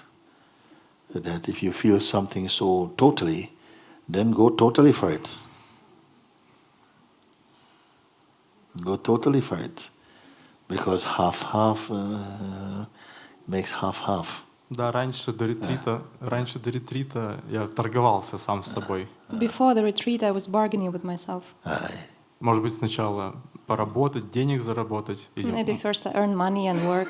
может быть, сначала я там музыку напишу и стану известным. Я умею писать музыку.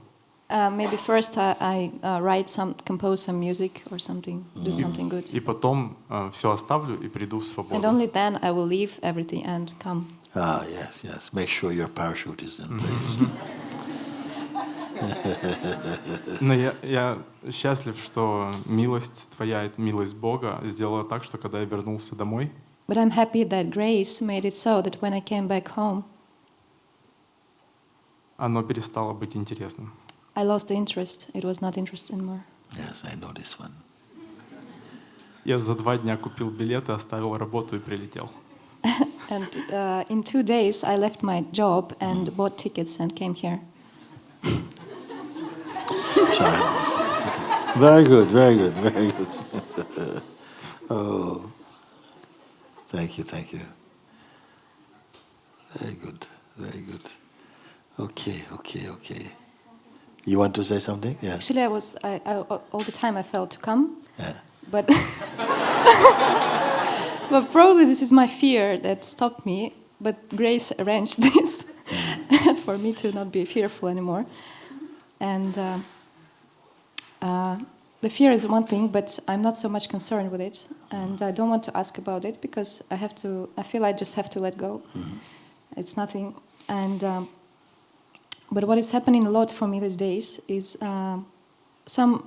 many things with the body, as I told you already, and I feel completely that this is just a distraction, although it feels very, very real. Many things and headaches and something like, if I felt it before, I would definitely go to many doctors and. But now I see, because it doesn't appear in certain moments. I feel this clarity. This when I'm not identified with the body at all, it's not there. All these sensations are not there, and it's so clear. But it's like it's it comes back, it shrinks to the form, and this identity with the body is there. And it seems that it's very strong, but it seems that it's more and more painful to look only from the body, as the body. It is your good fortune. Sometimes things are left up to your decision making. Sometimes you have some enforced surrender, you know. That if you have to do everything, when I'm ready, I give. When I'm ready, I give.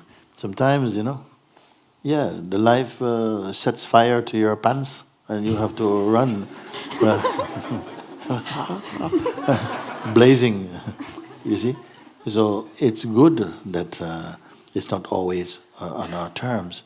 And the grace pushes it in such a way that every time you look towards your body things, in this kind of way, then all this pain is there, all this thing is there. When you're in just the space of the true, then it is not troubling you. That I think it's a big aid, very big support when it comes like that.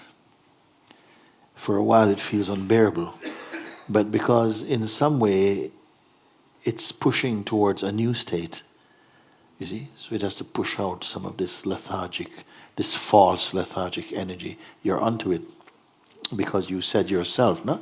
That it's not true. It is not a true tiredness. You see, it's some kind of mental, psychological state. So, you know, yeah, it is fine. It is fine. It is fine for a while. It will be like this, and then when you are tired enough of it, and then something will just be burped out. When you're tired enough of it, sometimes it takes a long time to let something go. Keep picking it up again and. You throw it in the bin, you know. You know, you make things, oh, this is my last cigarette. You crush up the packet and throw it in the bin. Ah, good. Feels good. You go to bed. Then you get up in the night, go back to the bins.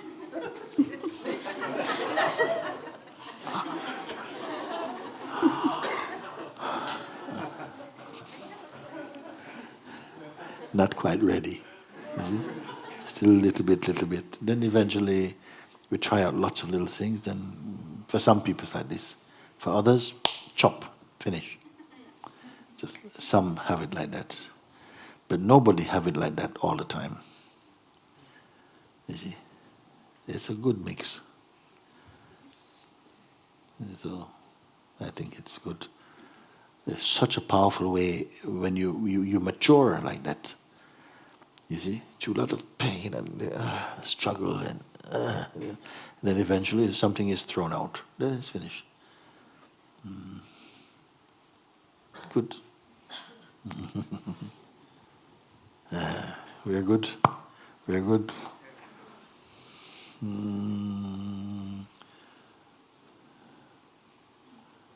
It's strong. It's strong. Come then. Come here. So it's coming here.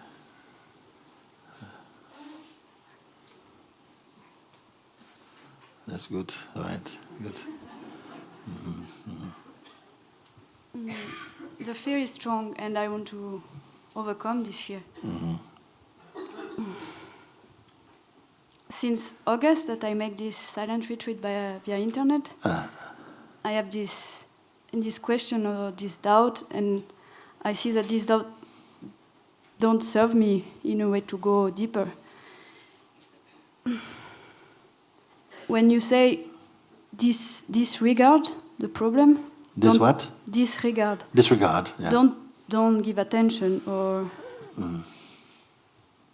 sometimes it's just easy to do it, and after I think the mind just come again and say that I don't take responsibility on what I want, or who is it speaking to? Who is the mind speaking to? Is it speaking to the self, to the pure self? Or is it speaking to your present identity, the idea you have of who you are?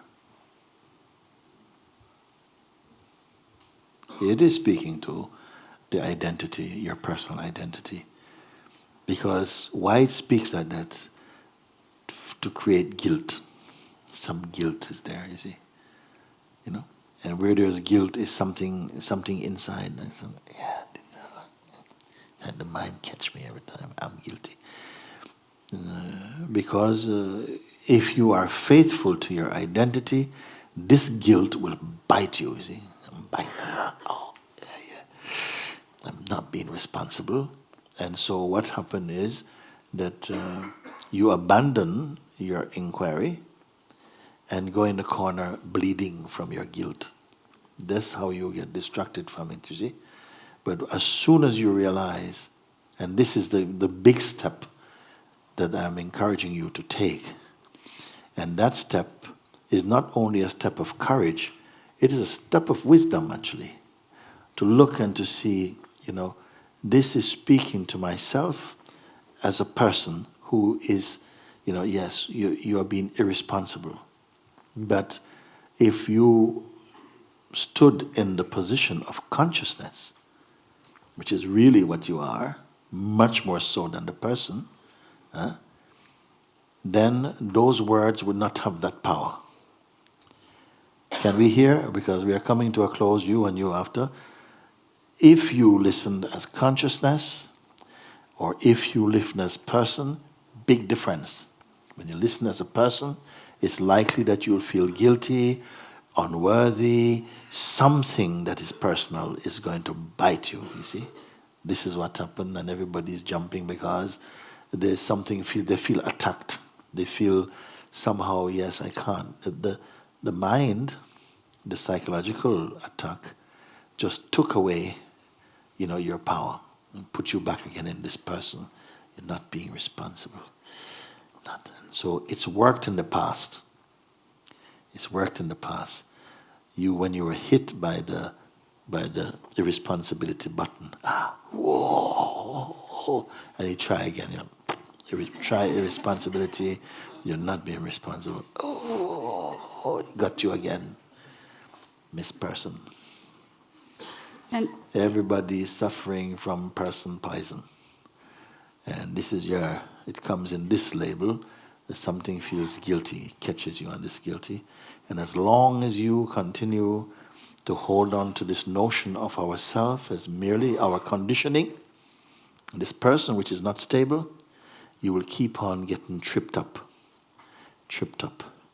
When you look from consciousness, which few human beings on this planet are looking from the position of consciousness, which is really what we are. We are thinking that when you use the word consciousness, you're being spiritual. You're just being yourself.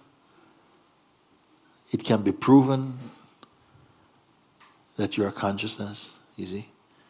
Consciousness with limitation, you call a person. Consciousness without limitation, you call presence or the beingness or consciousness. So something from past, something from your psychological and personality makeup is easy to catch with these things, and they will frustrate you and distract you from your course, your sadhana, your practice. They will catch you like that. If you cannot get out of the feeling person, then at least understand that you are the consciousness plus the person. But don't just think you are the person. You are the consciousness. When you see from the place of consciousness, it's much more space, and words are just more words. They don't have the power. Words are really for persons. All these dictionaries and meanings are for people, not so much for consciousness.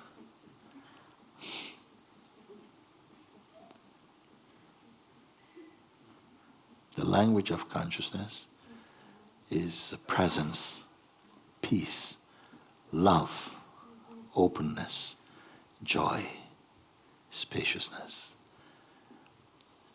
With that, you can go anywhere in the world and you'll be fine. The language of the person is when you leave from here, If you go somewhere else, you don't speak this language, you're in trouble. So many languages, so many languages. Huh? So many. You told me yesterday how many languages they speak in China. How many? I said many. There's 56 different races. Every race has their own language. 56 different races in China and as many languages in one country, plus the other countries. Can you speak with the old world? But if you are presence, if you have love in your heart and peace and joy and a universal attitude of brotherhood or beingness, you can converse with anyone. Anyone. You will do fine.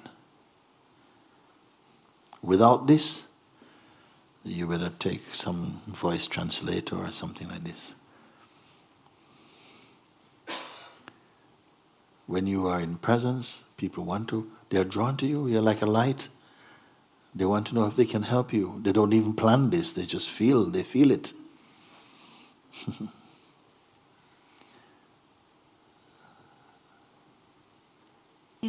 Is it the same, this feeling of not being responsible or feeling to being not truthful? Like if I disregard and something happens inside that I don't like, I will not disregard. You cannot totally disregard while regarding your person. Can you repeat? You cannot totally disregard anything else that the person is connected to and still remain a person. The person is the factory for this noise. So you can try to disregard, but you keep the person who very much regard. You see, you cannot get rid of it like that. You must start with yourself. This is why Satsang help you. It doesn't start with the problem. It starts with you. When you recognize what you are, your problem will go. But we are used to starting with the problem and not looking who you are. So you solve one problem, you think, thank you, another one waiting to come. But if you understood who you are, problems are seen to be it's just your way of looking. And you can change this.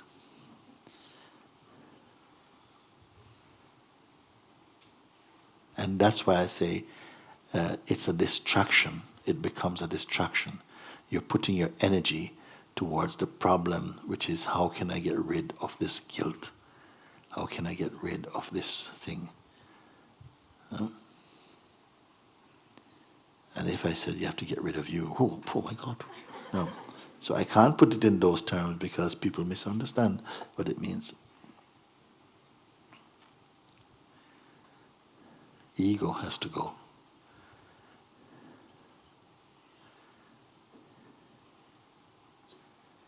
And he can go quicker than he grow. You understand? It may take quite a long time to grow the ego, but in a short time, you can chop him. But you need a good axeman. Chop him.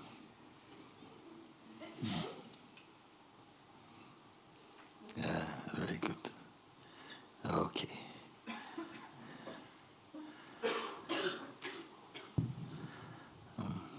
Thank you so much, Guruji. Thank you.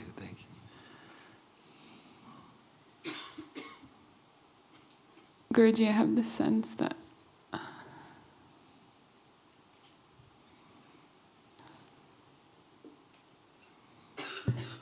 you give me this beautiful name, and somehow in that it just became so clear that I am without name somehow.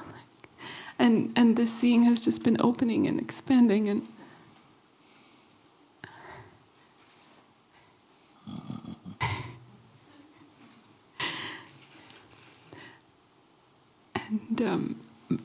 this thing comes and I feel like it's this that somehow keeps me coming back. birth after birth, and I just want to bring it to you now. And it's this man thing, no? Like one just pops up right at the moment of the seeing, and it's so beautiful and so enchanting, and but there was one 3 weeks before that, and one before that too. This cannot be true. No, really. they are pop-ups. Only a distraction. They are pop-ups. Whatever it is that is your weakness, this will come. This will come at that point as a temptation. You know, in the same way that it said Jesus was led out, Christ was led out into the wilderness after his baptism. The most beautiful baptism, John the Baptist.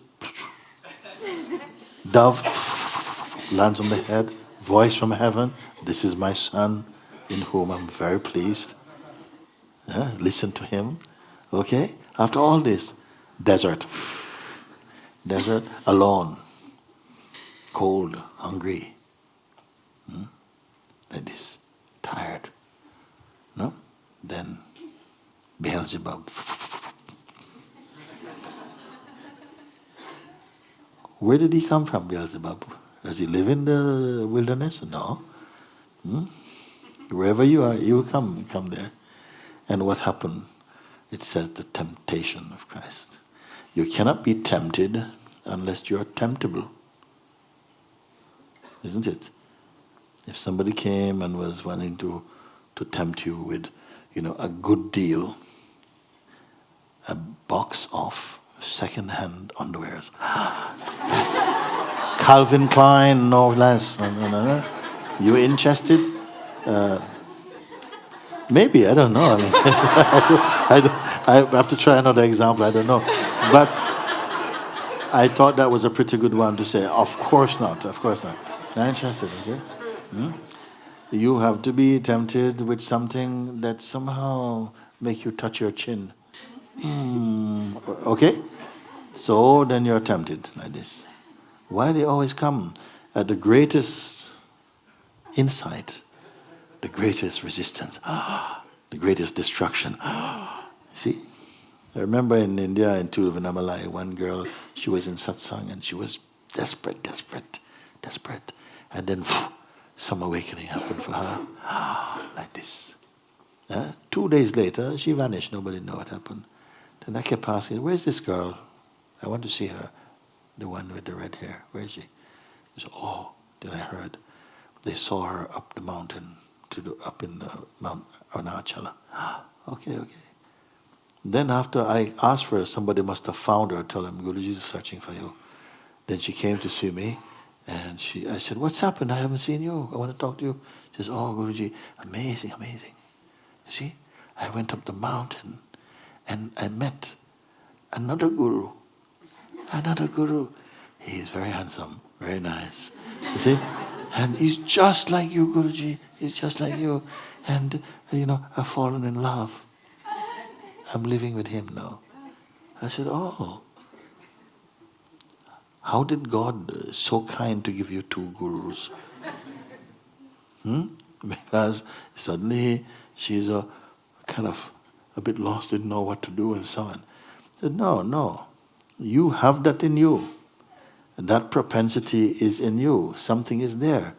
And then in this moment, something comes to take your attention to something, to dilute it, to distract you. And it comes in the way that is difficult to discern. Yeah? It didn't come as a beautiful parrot or something. It came, another guru. Very good. You see? Why? And I say like this, none of this would have been possible, all of this life, if it wasn't that the mind is capable of imitating the beingness. The mind is capable of simulating or imitating the beingness. That's how the game is played, so that you have to discern, is this true or untrue? Is it true or untrue? So many things resemble each other, but they're not the same. You see? And the same way, sometimes if you have a weakness, in your case you say a romantic relationship or something like that. I don't even want a relationship. Huh? I don't even want a relationship. It just somehow Some gets place intense. inside, maybe behind the belly button or something, some place is hidden, this desire has come. You see? And come, because if you really don't, and one showed up, you wouldn't even notice. Isn't it? You would not even notice. Says, hello, hi, yes, what you want? I think you want to go see Guruji, don't you? Okay, go and see Guruji. I'll show you. But in your case,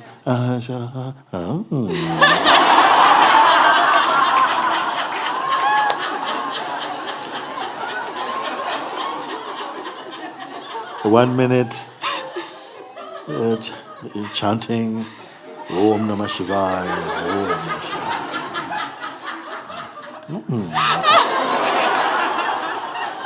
Yes, but I did not want. I did not want. I told the universe, no. Then suddenly, then who is her? Is it? So something is playing a little game with you. Because if truly you did not want, you would not even notice. You say, oh, you came to collect the mail? Oh, it's not you? Okay, could you wait outside, please?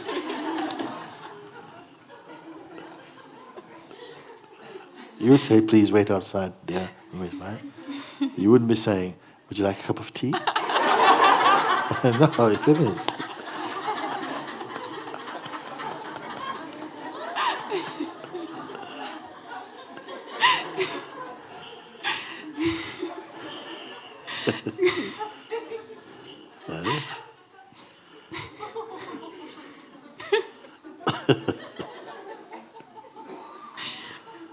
Okay, maybe you got me, Guruji, on this one. Maybe? You got me. But Guruji, I'm not here for that.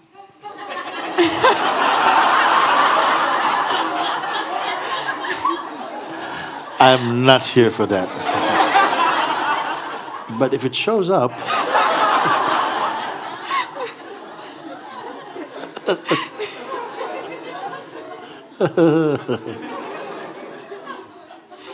for many people, some form is coming. And I will tell you this now, that in the life, when consciousness is playing through the form of human being and personality and so on, this field is completely like a playground. So many things for the senses, so many things for the imagination, so many things to create, so many things to play, and to have the sense of importance and to be all of this. The space is so rich, so fertile, it seems, for egoic identity. So to come through this in some way is itself very commendable, because the senses will play for a while. Then after a while you come and see, okay, been there, done that, Some things, they linger, because around these things we dream. We have dreams. And we protect our dreams. Even if they feel unrealistic, we entertain them because we derive some kind of pleasure or something like that. It is not the easiest thing. So to come through this, because if we cannot resist earthly pleasures, how could you resist heavenly pleasures even? One has to be so clear what that is, and what you are. You have to so come to that, not with an intellectual conviction, but a thorough understanding that amounts to this, that you and your being are same thing. You and the self is same thing. Not, I know what I am. No, you are what you are. And then this dream will somehow fade. This neediness for anything else. Because they're only distractions. They only become distractions. And their gold turn very quickly into dust. I'm not talking about relationships, for everybody. Some relationships are beautiful. Some relationships are so beautiful that each of them play the guru to each other without intending to. Some relationships can flow with tremendous understanding and grace and power, but not many. Because while we have the notion of ourselves as persons, relationships, they help you to see where your cravings are, where your neediness is, where your attachments are, like that. But if you overcome them, those attachments, they can flow into something very beautiful. Why not? You see? But many people, they just drown in them and somehow. They drown in them. It's just habit. And this is why it is good to use to... Also, one great thing is to learn to appreciate what you do have and what you don't have. It is good to appreciate what you do have and what you don't have. You see? It's very good. Because only on hindsight we seem to appreciate our life. It is good to appreciate in its nowness also. Your health, that you have time, that you're not so responsible to someone else's opinion or to feelings. And use this time well, so that in that time when it comes that perhaps you are in a relationship, you can function standing on your own 2 feet as well, you see. And that your relationship doesn't become the front page of consciousness. Always you're having meetings to discuss your relationships. Oh my God, what a yarn. And that there's a peace in a good relationship. A good ground, but not over security is not so important. And neediness, all these things. So now you have the time, such a beautiful time to immerse yourself in your satsang. It's so beautiful, so beautiful. So beautiful. So beautiful. Isn't it?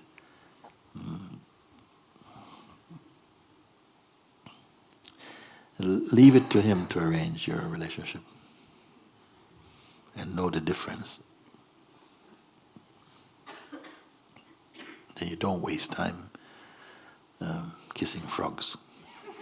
I'm not calling anybody particularly any frog, okay? But you understand. While you're waiting for the prince or princess. Don't be waiting. Waiting is no good. No, wait. Don't even be willing to wait for freedom. No.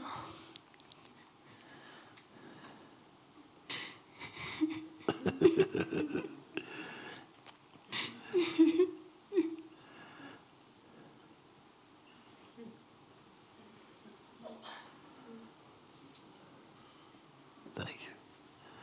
Thank you so much. Okay, good. Do we have some singing today? Somebody coming? Because we are going to have I think it's somebody else. I don't know. Is there already someone has been arranged to sing? Come. Who was arranged with? Yeah.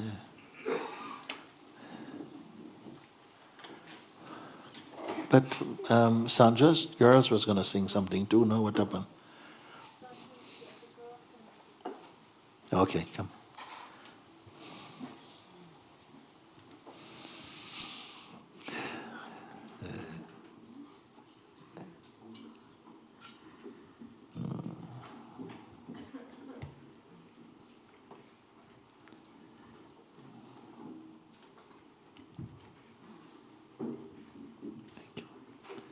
Very good.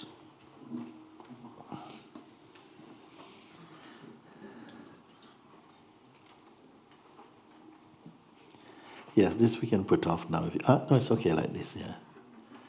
There is okay.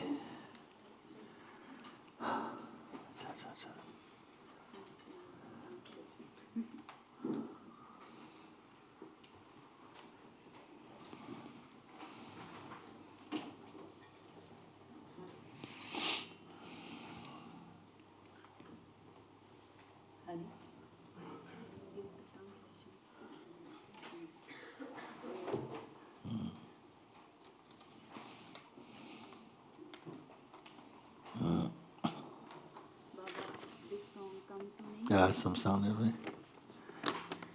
And I write. This song, what happened? This is Rise from Within. Okay. Mooji Baba. I am drenched and saturated in your love, which has flowered inside my heart. Your love has brought me home to my true being. Your existence and presence is covered with God's name, Ram Nam, and your pointing removes all darkness and reveals the light and peace in all beings. When I hear your drumming, my consciousness begins to dance with joy and bliss. From before the beginning of this world, I belong to you.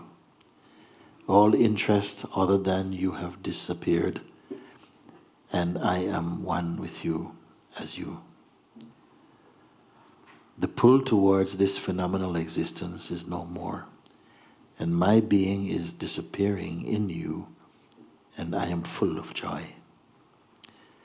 Only you are vibrating in all the three universes, and you are also beyond. In the end, all journeying will be absorbed in you. When the I Am is seen, the attention naturally returns home as your bride, and now only emptiness remains. All love to you, beloved Guru Dev. It is all your grace. Maheshwari, Haridas, and the whole Sangha. Very beautiful.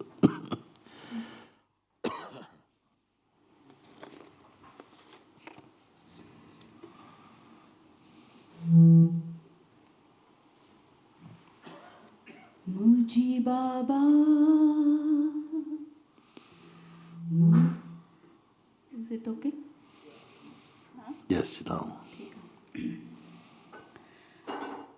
Mooji Baba, तेरे प्रेम से रंग लिया चोला. Mooji Baba, Mooji Baba, तेरे प्रेम से रंग लिया चोला.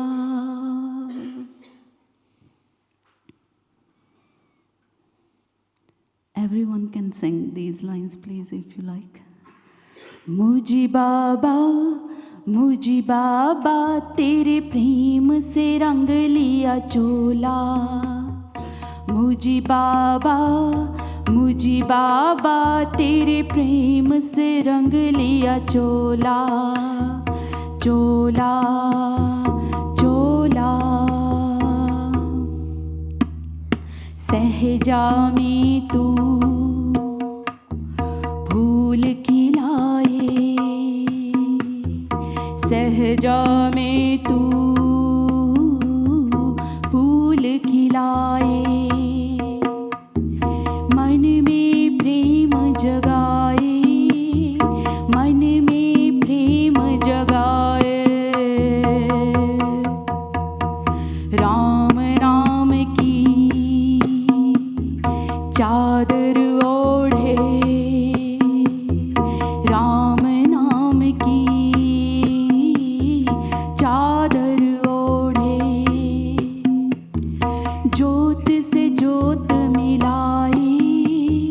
ज्योत से ज्योत मिलाए. मूजी बाबा, मूजी बाबा, तेरे प्रेम से रंग लिया चोला. मूजी बाबा, मूजी बाबा, तेरे प्रेम से रंग लिया चोला. चोला, चोला. डमरू तेरी की धुन जो सुनी तो. डमरू तेरी की धुन जो सुनी तो. छम छम राधा नाचे. छम छम राधा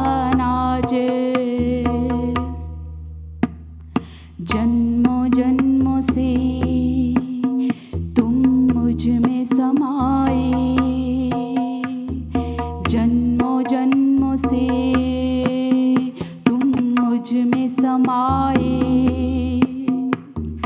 और न अब कोई भाए, और न अब कोई भाए। मुझी बाबा, मुझी बाबा, तेरे प्रेम से रंग लिया चोला। मुझी बाबा, मुझी बाबा, तेरे प्रेम से रंग लिया चोला, चोला, चोला। तीनों लोकों में है तेरा वासा, तीनों लोकों में है तेरा वासा।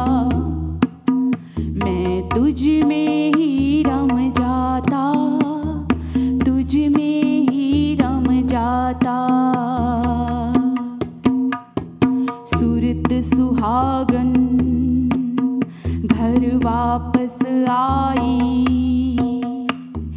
सुरत सुहागन घर वापस आई। शून्य समाधि छाई, शून्य समाधि छाई। मुझी बाबा, मुझी बाबा, तेरे प्रेम से रंग लिया चोला। मुझी बाबा, मुझी बाबा, तेरे प्रेम से रंग लिया चोला, चोला, चोला। मुझी बाबा, मुझी बाबा, तेरे प्रेम से रंग लिया चोला, चोला, चोला, चोला।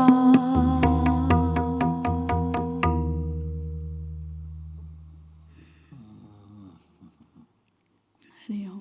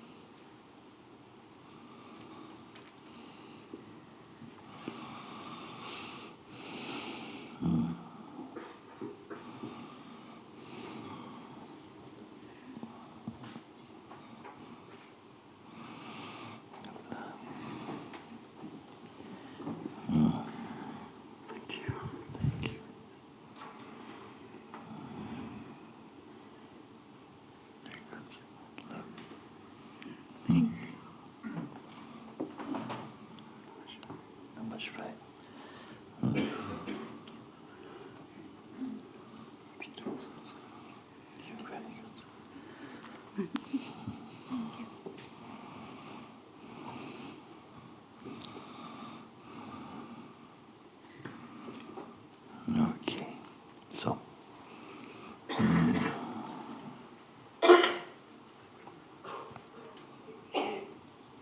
thank you. I believe we're going to take a break now for a little bit. You make an announcement about this? Come.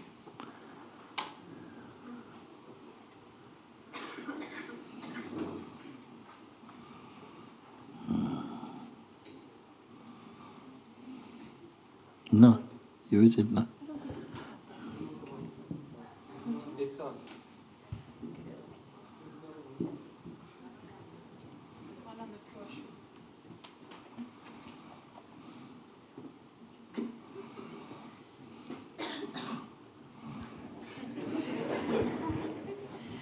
Everyone's welcome to come down to the area that's called Little Jamaica for some cookies and chai, and then we'll ring a bell when it's time to come back.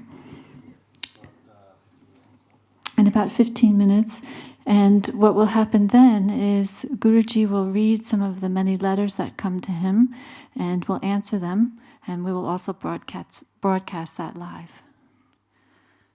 Good.